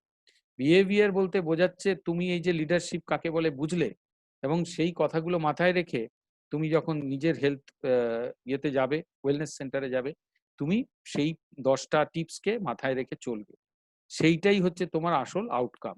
যে না আউটপুট শুধু দিলাম হলো না, যে আমার নলেজ বেড়ে গেল, সেটা আউটপুট। হ্যাঁ, স্যার জিজ্ঞেস করলাম, আমি বলে দিলাম, আরে স্যার খুব খুশি হলো, আরে 10টা পয়েন্ট বলেছি, সবগুলো এরা বলে দিল। কিন্তু তারপরে গেলাম, গিয়ে যখন হেলথ ওয়েলনেস সেন্টারে গেলাম, আমরা কোনো পয়েন্টটাই কাজে লাগালাম না, আমরা বসে তাদের সঙ্গে কোমর বেঁধে ঝগড়া করতে লাগলাম। তাহলে কি লাভ হলো বলো? তাহলে সেটা কি আউটকাম হলো? বলো, হলো না তো। তাহলে বিহেভিয়ার বলতে সেই বিহেভিয়ারটা তৈরি হওয়া, যেটা তোমার নলেজ তোমাকে তৈরি করে দেবে। যে নলেজটা আমি তোমায় দিলাম প্রসেসের মাধ্যমে, যে নলেজটা তুমি আজকে নিলে, আউটপুট হয়ে নলেজটা রইলো, এটার আউটকাম তোমার যদি বিহেভিয়ার ঠিক হয়, তবে তোমার সেফার প্র্যাকটিস তুমি যদি করতে পারো, কোন জায়গা থেকে নলেজ নিয়ে গেলে কিভাবে ভালো কাজ করতে হবে, কিভাবে স্যানিটাইজ করতে হবে, পপুলেশন লেভেলে সেফার প্র্যাকটিস কিভাবে করতে হবে, সেটা হচ্ছে আউটকাম। আর ইম্প্যাক্ট হচ্ছে হেলথ স্ট্যাটাস, অর্থাৎ মর্টালিটি কমলো, তার ফলে যদি কোনো জায়গায় মর্টালিটি রেট কমে যায়, সেটা হচ্ছে ইম্প্যাক্ট। তাহলে বোঝা গেল মনিটরিং অ্যান্ড ইভ্যালুয়েশনের ইন্ডিকেটর গুলো input, process, output, outcome, impact, এই 5টা কথা মনে রাখবে। তাহলে এর মধ্যে মোস্ট ইম্পর্ট্যান্ট ইন্ডিকেটর কোনটা? What this level of results usually refers to, let's discuss. এখানে দেখো input, process, output, outcome, impact. এখানে প্রথমে যখন ইনপুট মনিটরিং করতে হবে, ইনপুটের সময় সবাইকে সবটাই করতে হবে। প্রসেসের সময় মোস্ট ক্ষেত্রে প্রসেস মনিটরিং বা ইভ্যালুয়েশন করতে হবে। আউটপুটের সময় কিছু কিছু জায়গায় করতে পারবে সাম, সেখানে আউটকাম মনিটরিং ইভ্যালুয়েশন। আর আউটকাম ক্ষেত্রেও তাই। আর ইম্প্যাক্টের ক্ষেত্রে ফিউ, ইম্প্যাক্ট মনিটরিং খুব অল্পই কিছু করার। যত আমরা পরের দিকে যাচ্ছি পাইপলাইন বরাবর, তত দেখবে আমাদের কমে আসছে পরিমাণটা। রেজাল্ট মনিটরিং, পলিসি, প্রোগ্রাম আর প্রজেক্ট তিনটে জিনিসকে মনিটর করা। যেমন পলিসি মনিটরিং, এইচআইভি প্রিভ্যালেন্স এবং এফএসডব্লিউ, এটা একটা পলিসি মনিটরিং হলো। প্রোগ্রাম মনিটরিং হচ্ছে প্রোগ্রাম কভারেজ এবং এফএসডব্লিউ কতটা প্রোগ্রাম কভার করতে পারছে এফএসডব্লিউ তে, সেটা প্রোগ্রাম। আর project monitoring, number of condom distributed, consume, হ্যাঁ, এই ইত্যাদি ইত্যাদি, এগুলোকে বলে। আচ্ছা, এরপর আর এই নিয়ে খুব একটা নেই। এইখানে এইটা খুব একটা ভালো জিনিস আছে। Monitoring and evaluation have complementary roles.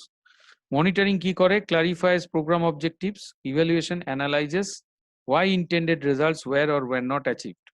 Monitoring link activities and their resources to objectives.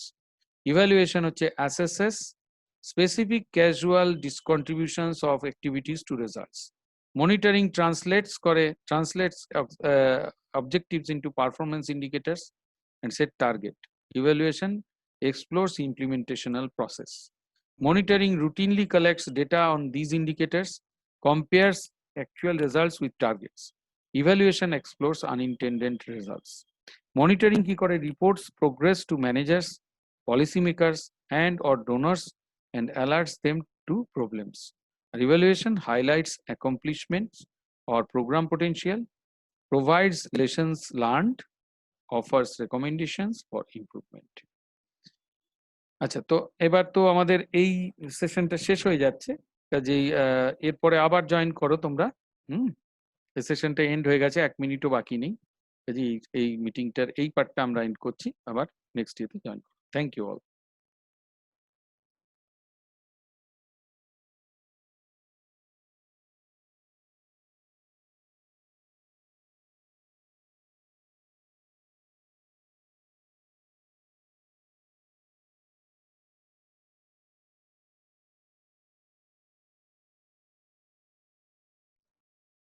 এবারে supervision, monitoring and evaluation part, এই ব্যাপারটা নিয়েই আলোচনা থাকবে আজকে। এটা দিয়েই শেষ হবে। কালকে আমরা অকুপেশনাল হেলথের একটু পার্টে আবার যাব। তো maintaining standards in the procedures, acquiring quality data, timely completion of data acquisition, analysis and dissemination. এটা রিসার্চের ক্ষেত্রে লাগে। তো মনিটরিংটা কি, এটা শুধু বোঝাতে, এটাতে মেনলি রিসার্চ ইভ্যালুয়েশন করেছে। আমি যেটা এখানে তোমাদের মেনলি দেখাবো যে মনিটরিং কি বোঝায়। Ongoing process by which information is gathered, একটা অনগোয়িং প্রসেস যাতে ইনফরমেশনটা গ্যাদার্ড হয় concerning the implementation and evolution of the research project. Monitoring সেশনের ক্ষেত্রে আমরা কি কি দেখব না, রিসোর্স কি কি লাগছে সেগুলো ঠিকঠাক আসছে কিনা, staff, equipment, supplies, logistical support, funds, যেগুলো বলেছিলাম একটু আগে, activities of each team member and their relation to the project as a whole, to assess if the work plan is being carried out as planned and what delays or difficulties.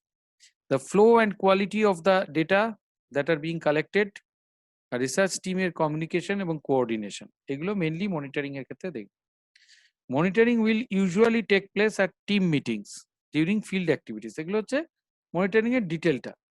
তাহলে actually monitoring এর একটা খুব সুন্দর definition আছে। এটা a process of measuring, recording, collecting and analyzing progress of research work and communicating it to the investigators so that any deviation from the planned operations are detected. এটা health রিসার্চের monitoring, কিন্তু যে কোনো ক্ষেত্রেই মনিটরিংটা mainly এই কথাগুলোই বলে।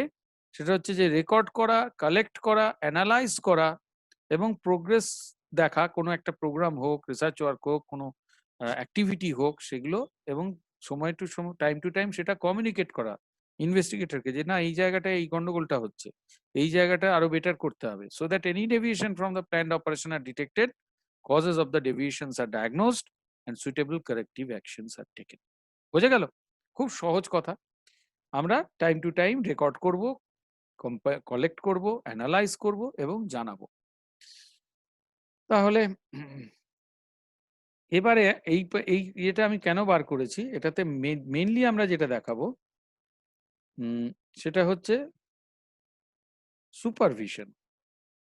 সুপারভিশনটা আমরা তো মনিটরিং ইভ্যালুয়েশন দুটোই জানলাম, তো হোয়াট ইজ সুপারভিশন? সুপারভিশন আর মনিটরিং এর মধ্যে ডিফারেন্সটা কি? Supervision is a supportive assistance. এইটা মনে রাখবে, মনিটরিংটা আমরা শুধু ডেটা কালেক্ট করছি, কম্পাইল করছি, অ্যানালাইজ করছি, কোথায় কোথায় ডেভিয়েশন হচ্ছে সেগুলো দেখছি এবং সেগুলো হায়ার অথরিটিসদের জানাচ্ছি, যাতে প্রোগ্রামটা ডেভিয়েশন হলে বা প্রোগ্রামটা ঠিক পথে না চললে সেটাকে ঠিক পথে নিয়ে আসা যায়। কি তাই তো? বুঝে গেছে সবটা? না আবার বলবো? বলো, বুঝতে পেরেছো? সঙ্গীতা বুঝতে পেরেছো?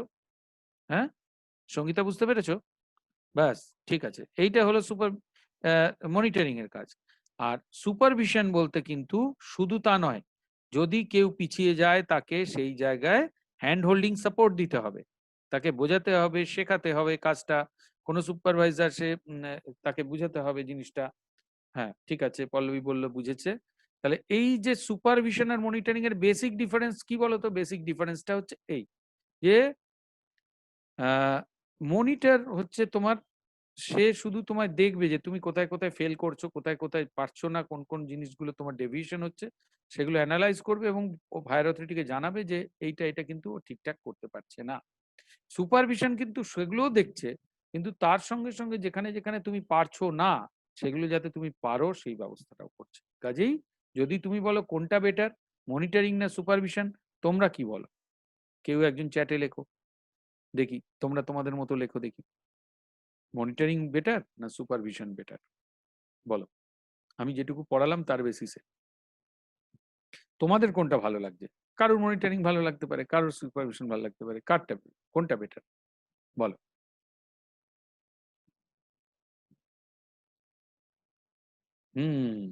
ঠিক। রাত্রি লিখেছে সুপারভিশন, আরো অনেকে লিখছে সুপারভিশন, পল্লবী লিখলো, সুপর্ণা লিখলো, ভেরি গুড, খুব সুন্দর ইন্টারাকশন হচ্ছে আমাদের।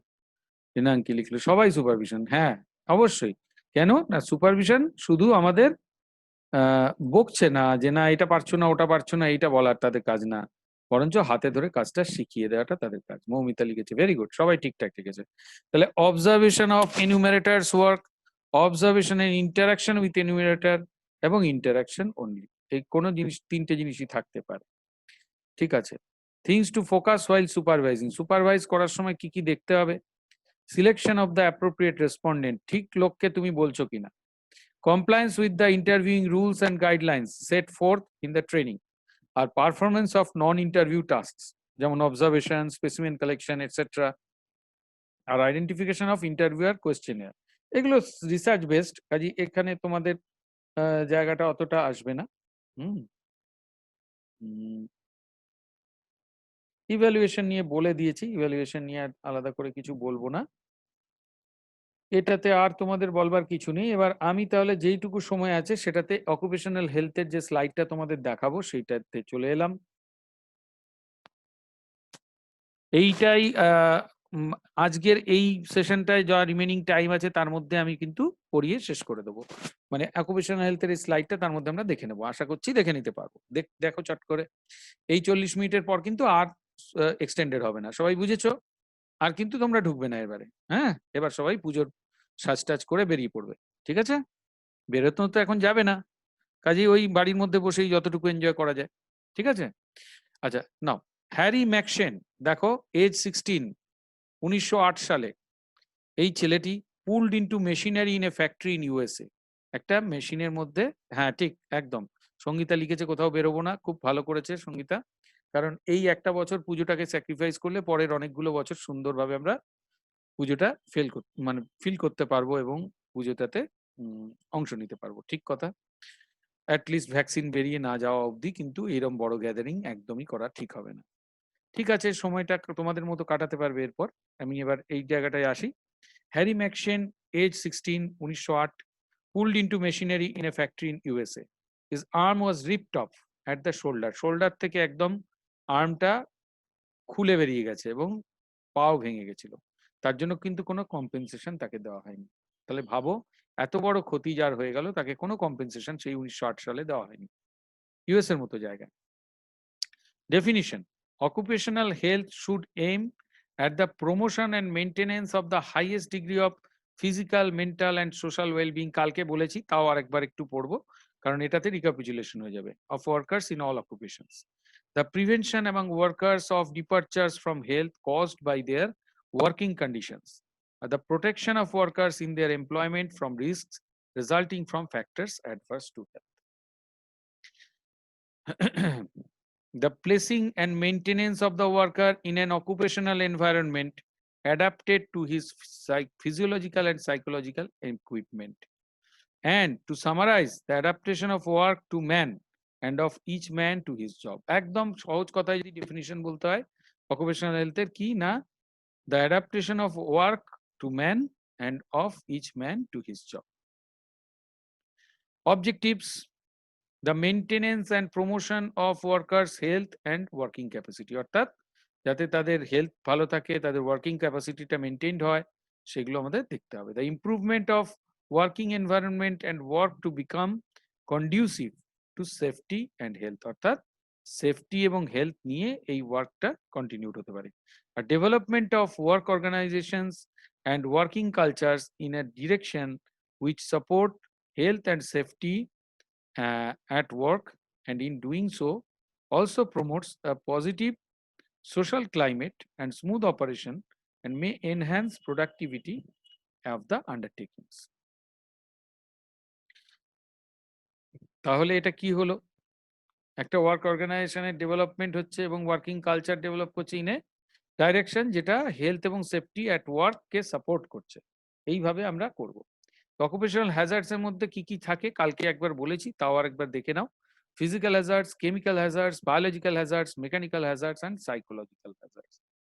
ফিজিক্যাল হ্যাজার্ডস এর মধ্যে কি কি আসছে? Heat and cold, light, noise, vibration, ultraviolet radiation, ionising radiation. এর মধ্যে হিট কোত্থেকে আসছে? ডাইরেক্ট এফেক্টস হচ্ছে burn, heat exhaustion, heat stroke, heat cramps. Indirect effects এর মধ্যে decreased efficiency, increased fatigue, enhanced accident rates. কোল্ডের থেকে কি আসছে? চিলব্লেন্স, এরিথ্রোসায়ানোসিস, অর্থাৎ পায়ের দেখো কিছু কিছু জায়গায় পচে যাওয়ার মতো অবস্থা হয়েছে, ব্লু হয়ে গেছে, ব্লাড সাপ্লাই হ্যাম্পার্ড হয়েছে, ইমার্শন ফুট হতে পারে, ফ্রস্ট বাইট হতে পারে ঠান্ডায় কাজ করতে করতে, ভেসোকনস্ট্রিকশন, জেনারেল হাইপোথার্মিয়া। অতিরিক্ত লাইটে কাজ করার ফলে যেগুলো হয় কালকে একবার বলেছি, তাও বলছি, eye strain, headache, eye pain, lacrimation, congestion around the cornea, eye fatigue. The chronic effects on health include minor nystagmus. নয়েজের থেকে কি হতে পারে? Auditory effects, temporary or permanent hearing loss হবে। নন অডিটরির মধ্যে বা ইনডাইরেক্ট যেগুলো, সেগুলোর মধ্যে কি হতে পারে? Nervousness, fatigue, interference with communication by speech, decreased efficiency, কাজ করার ক্ষমতা কমে যাবে এবং অল্পে বিরক্ত হয়ে পড়বে। ঠিক আছে।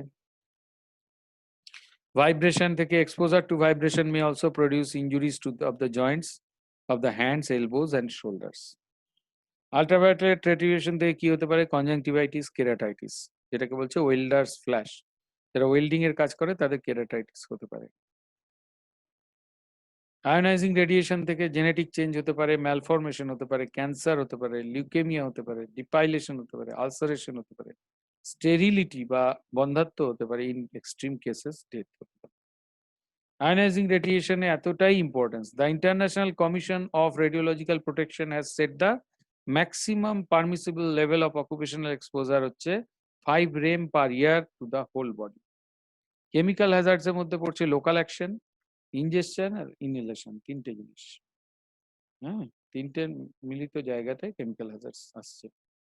কেমিক্যাল হ্যাজার্ডস এ লোকাল অ্যাকশনের মধ্যে কি কি আসছে? ডার্মাটাইটিস হতে পারে, এক্সিমা হতে পারে, আলসার্স হতে পারে, ক্যান্সার হতে পারে, যেটা সেই স্ক্রোটাল ক্যান্সার বলছিলাম চিমনি সুইপারদের ক্ষেত্রে, সেটা কেমিক্যাল হ্যাজার্ডস এর মধ্যে, সেটা ফিজিক্যাল হ্যাজার্ডস এ পড়ছে কারণ হিটের জন্য mainly.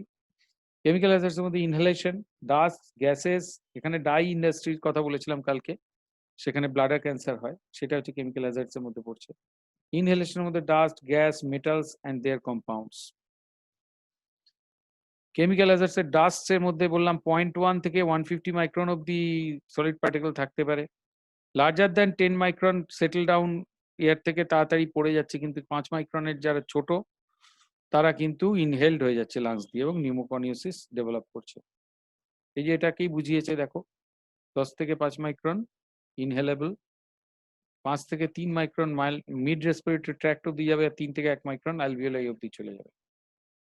Chemical hazards, classification of dusts, inorganic and organic dust, soluble and insoluble dust. Chemical hazards এর মধ্যে সিম্পল গ্যাস হতে পারে অক্সিজেন, হাইড্রোজেন, অ্যাসফিক্সিয়েটিং গ্যাস হতে পারে carbon monoxide, cyanide gas, sulphur dioxide, chlorine. Anaesthetic gas হতে পারে chloroform, ether, trichloroethylene. Chemical hazards এর মধ্যে মেটালস অ্যান্ড দেয়ার কম্পাউন্ডস, তার মধ্যে lead, antimony, arsenic, beryllium, cadmium, cobalt, manganese, mercury, phosphorus, chromium, zinc and others. Chemical hazards এর মধ্যে ইনজেকশনের মধ্যে কি পড়ছে, অকুপেশনাল ডিজিজ যেগুলো ইনজেস্ট করে ফেলছে বা খেয়ে ফেলছে, সেটা হচ্ছে lead, mercury, arsenic, zinc, chromium, cadmium, phosphorus. আর বায়োলজিক্যাল হ্যাজার্ডস এর মধ্যে খুব কুইকলি যাচ্ছি কারণ কালকে এগুলো সব আলোচনা হয়েছে। Brucellosis, leptospirosis, anthrax, hydatidosis, tetanus, encephalitis, fungal infection, schistosomiasis as host of others. Biological hazards এর মধ্যে ভাইরাস, ফাঙ্গি, ব্যাকটেরিয়া এবং প্যারাসাইটস, এই 4 রকম বায়োলজিক্যাল হ্যাজার্ডস হতে পারে। মেকানিক্যাল হ্যাজার্ডস এর মধ্যে পড়ছে অনেক কিছুই, কাজে মেশিনের যা কিছু প্রবলেম। আর সাইকোসোশ্যাল হ্যাজার্ডস এর মধ্যে frustration, lack of job satisfaction, insecurity, poor human relationships এবং ইমোশনাল টেনশন। আমরা সবাই এইটার সঙ্গে পরিচিত। সাইকোসোশ্যাল হ্যাজার্ডস এর মধ্যে কি পড়ছে, health effects can be classified in two. এক হচ্ছে সাইকোলজিক্যাল অ্যান্ড বিহেভিয়ারাল চেঞ্জেস, যেটা সাইকোসোম্যাটিক ইল হেলথ। অকুপেশনাল ডিজিজের মধ্যে disease due to physical agent হচ্ছে heat, cold, light, pressure, noise, radiation, mechanical factors, electricity. Occupational ডিজিজের মধ্যে disease due to chemical agent, gas, dust হচ্ছে pneumoconiosis, inorganic dust, coal dust, silica, asbestos, iron. অর্গানিকের মধ্যে cane fibre, cotton dust, বলেছিলাম কালকে cotton থেকে byssinosis, sugar কেন থেকে ব্যাগাসোসিস, মনে আছে, tobacco, hay or grain dust, farmers lung.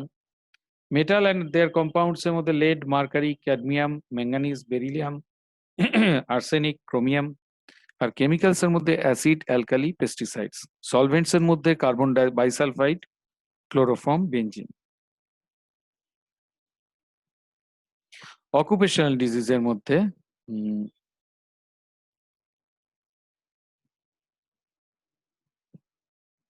disease due to biological agent, brucellosis, leptospirosis, anthrax, tetanus, encephalitis, fungal infection. R occupational cancer এর মধ্যে cancer of skin, lungs, bladder, occupational dermatitis R eczema.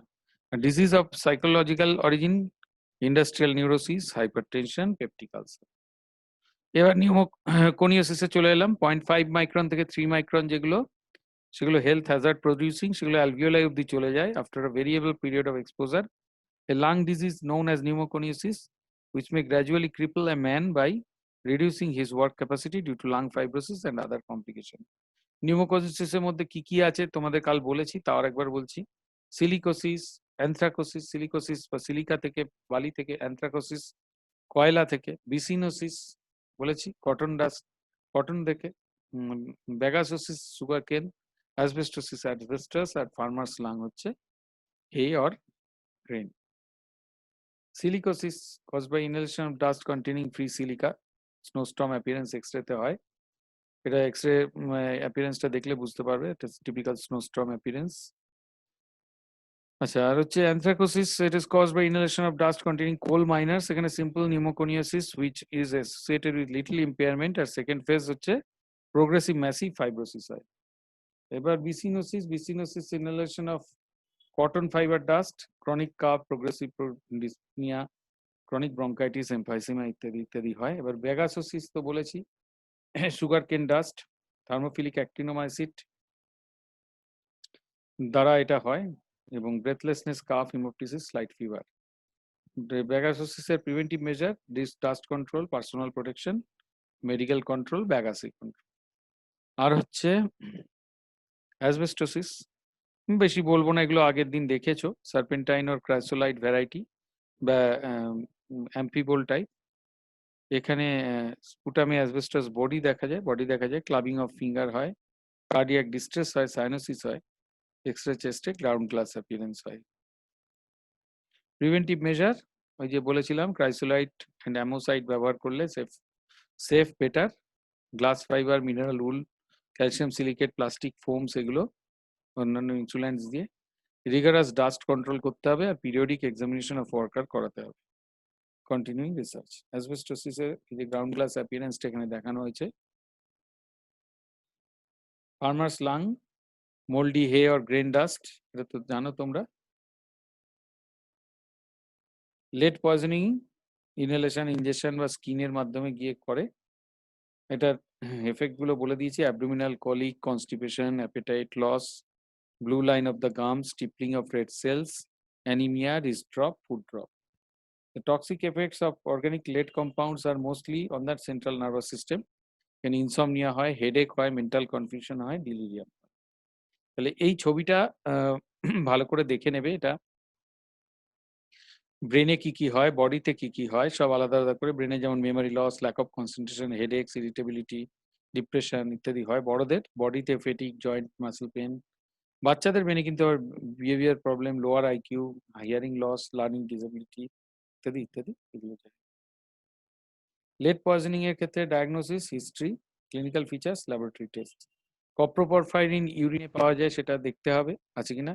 L aminolevulinic acid in urine দেখতে হবে। Lead in blood and urine আর basophilic stippling of RBC. Lead poisoning এর ক্ষেত্রে preventive measure কি? Substitution, লেডের জায়গায় non unleaded, isolation, local exhaust ventilation, personal protection, good housekeeping, working atmosphere, periodic examination of workers, personal hygiene, health education. মোটামুটি same জিনিসই থাকছে। Occupational ক্যান্সারের মধ্যে skin cancer, gas worker, wild refiner, tar distillers, oven ওয়ার্কারদের ক্ষেত্রে, আর lung cancer, gas ইন্ডাস্ট্রিতে, nickel এবং ক্রোমিয়াম ওয়ার্কে এবং mining of radioactive substance.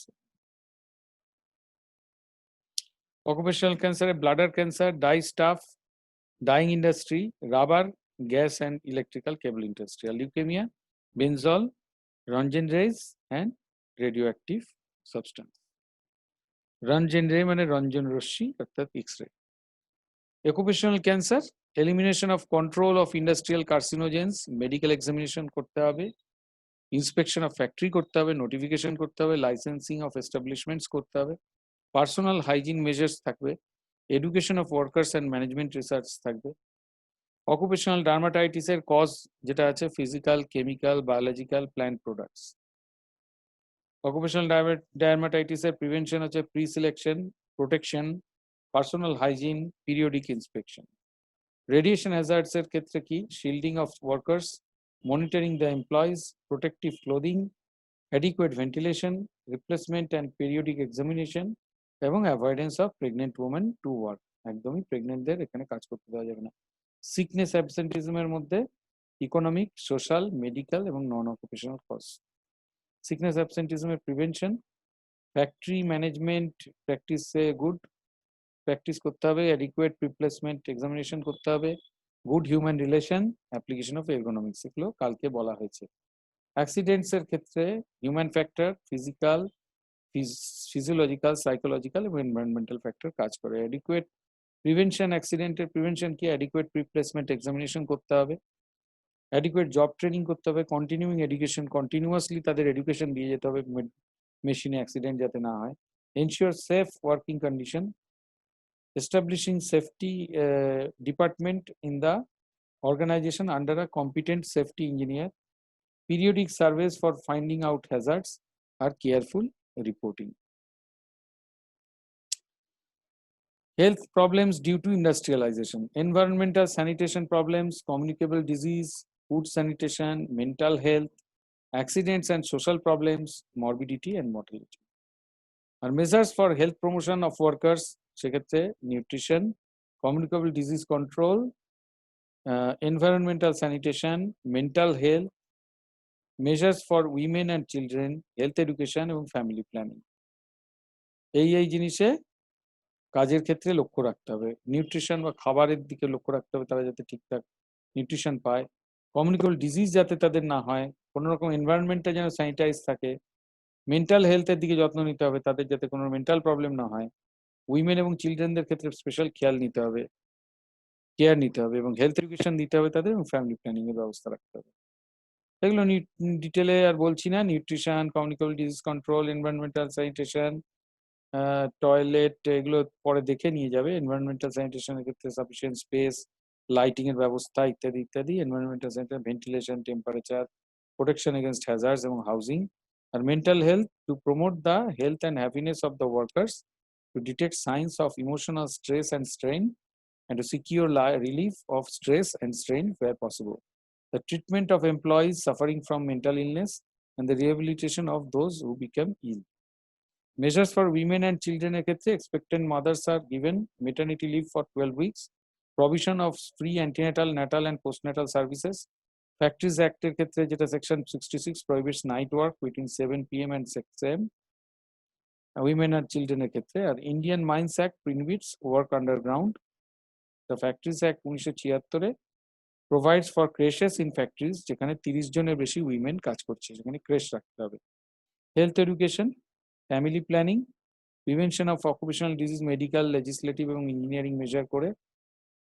Medical মেজারের মধ্যে pre placement examination, periodical examination, medical and health care services, notification, supervision of working environment, maintenance and analysis of records, health education and counseling. Prevention of occupational diseases, engineering measures, design of building, good housekeeping, ঠিকঠাক design, ঠিকঠাক housekeeping, ঠিক জিনিসটা ঠিক জায়গায় রাখা, general ventilation উন্নতি করা, mechanisation করা এবং সাবস্টিটিউশন করা। আর প্রিভেনশন অফ অকুপেশনাল ডিজিজের ক্ষেত্রে engineering measures, dust enclosure and isolation, local exhaust ventilation, protection device, environmental monitoring, statistical monitoring and research. আর আগামী 10 মিনিট টাইম আছে, কেটে গেলে আর তোমরা জয়েন করবে না। কমপ্লিট করে দেওয়ার চেষ্টা করছি তার মধ্যে। Prevention of occupational disease legislation, the factory act 1948, employ state act বলেছিলাম, ইএসআই অ্যাক্ট 1948। ডেটটা, এই তারিখটা মনে রাখবে, সালটা মনে রাখবে। ফ্যাক্টরিজ অ্যাক্টের scope for purposes of the act বলেছিলাম 10 জনের বেশি ওয়ার্কার যারা যেখানে পাওয়ার ইউজ হচ্ছে 12 মাস যেখানে চলছে ম্যানুফ্যাকচারিং প্রসেস, আর 20 জন যেখানে পাওয়ার ইউজ হচ্ছে না, কালকেই বলেছি। ফ্যাক্টরিজ অ্যাক্ট 1948, এতে তোমাদের আর একটু রিক্যাপিচুলেশন হয়ে গেল। Appointment and employment, inspector of factories আর মেডিকেল প্র্যাকটিশনার্স। ফ্যাক্টরিজ অ্যাক্ট 1948 এর ক্ষেত্রে provisions for industrial workers, employment provision, welfare provision, safety provision, sanitary provision. ESI act 1948 যেটা বলেছিলাম, power using factories other than seasonal factories, they are in 20 or more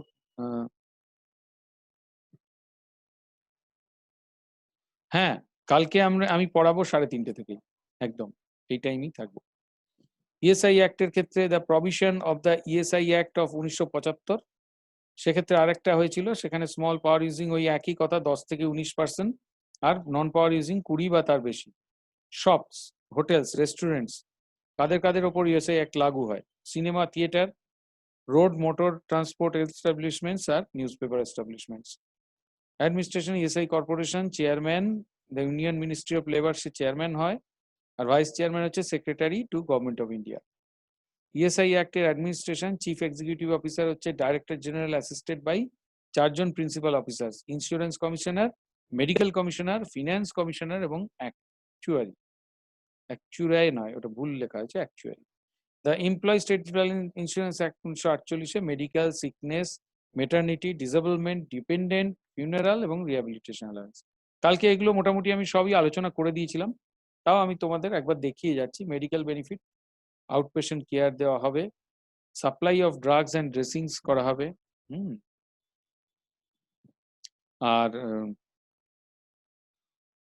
ধরো specialist service দেওয়া হবে in all branches of medicine, pathological and radiological investigation করা হবে, domiciliary service দেওয়া হবে, antenatal, natal and postnatal service দেওয়া হবে। The employee state insurance act, সেক্ষেত্রে মেডিকেল বেনিফিটেও immunisation service, family planning service, emergency service, ambulance service, health education এবং inpatient treatment. ESI 1948, sickness benefit বলেছিলাম 91 থেকে ম্যাক্সিমাম পিরিয়ড 91 আর কন্টিনিউয়াস পিরিয়ড অফ 365 দিনের মধ্যে 91 দিন। আর ডেইলি রেট হচ্ছে about 50% of the average daily wages সে পাবে। 34 diseases of which extended sickness benefits পাওয়া যায়, সেগুলো সাধারণত 2 বছর কন্টিনিউয়াস এমপ্লয়মেন্ট করার পর এটা আসছে। এটার্নিটি বেনিফিটের ক্ষেত্রে ডিউরেশন অফ বেনিফিট হচ্ছে 72 উইকস, কনফাইনমেন্টের জন্য, মিসক্যারেজের জন্য 6 weeks, and for sickness arising out of confinement, etc., 30 days.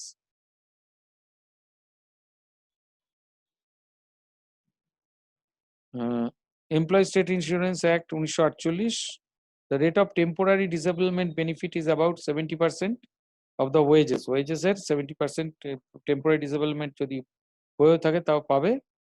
In case of total permanent disablement, সেক্ষেত্রে লাইফ পেনশন পাবে on the basis of loss of earning capacity determined by medical board.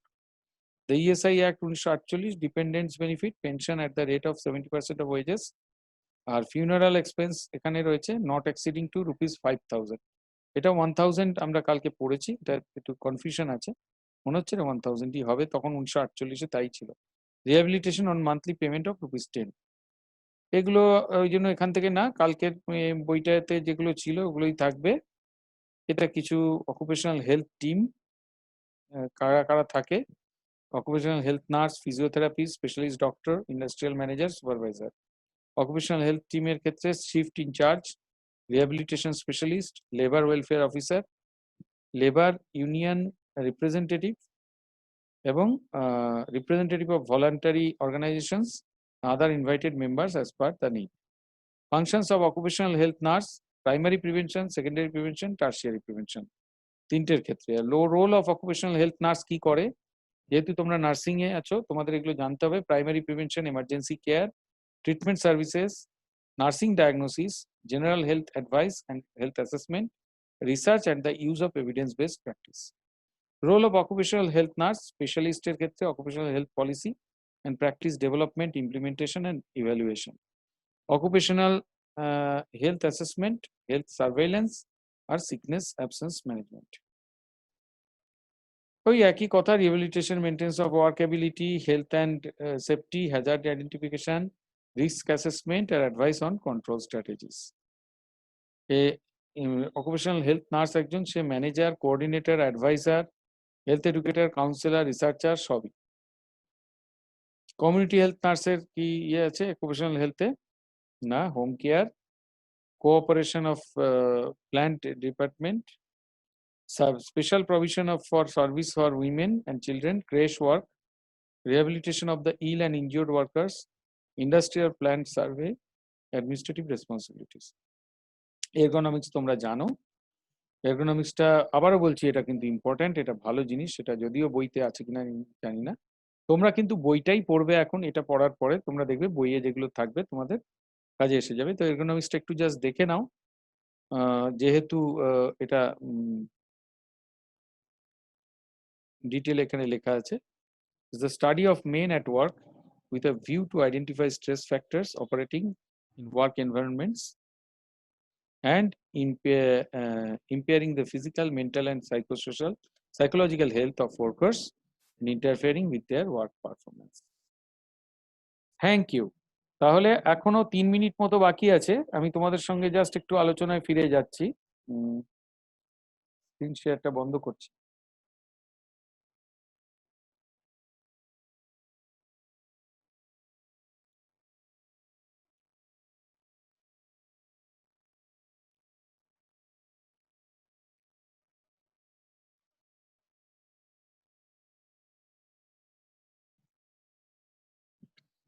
হ্যাঁ, তো এবারে যেটা বলবো,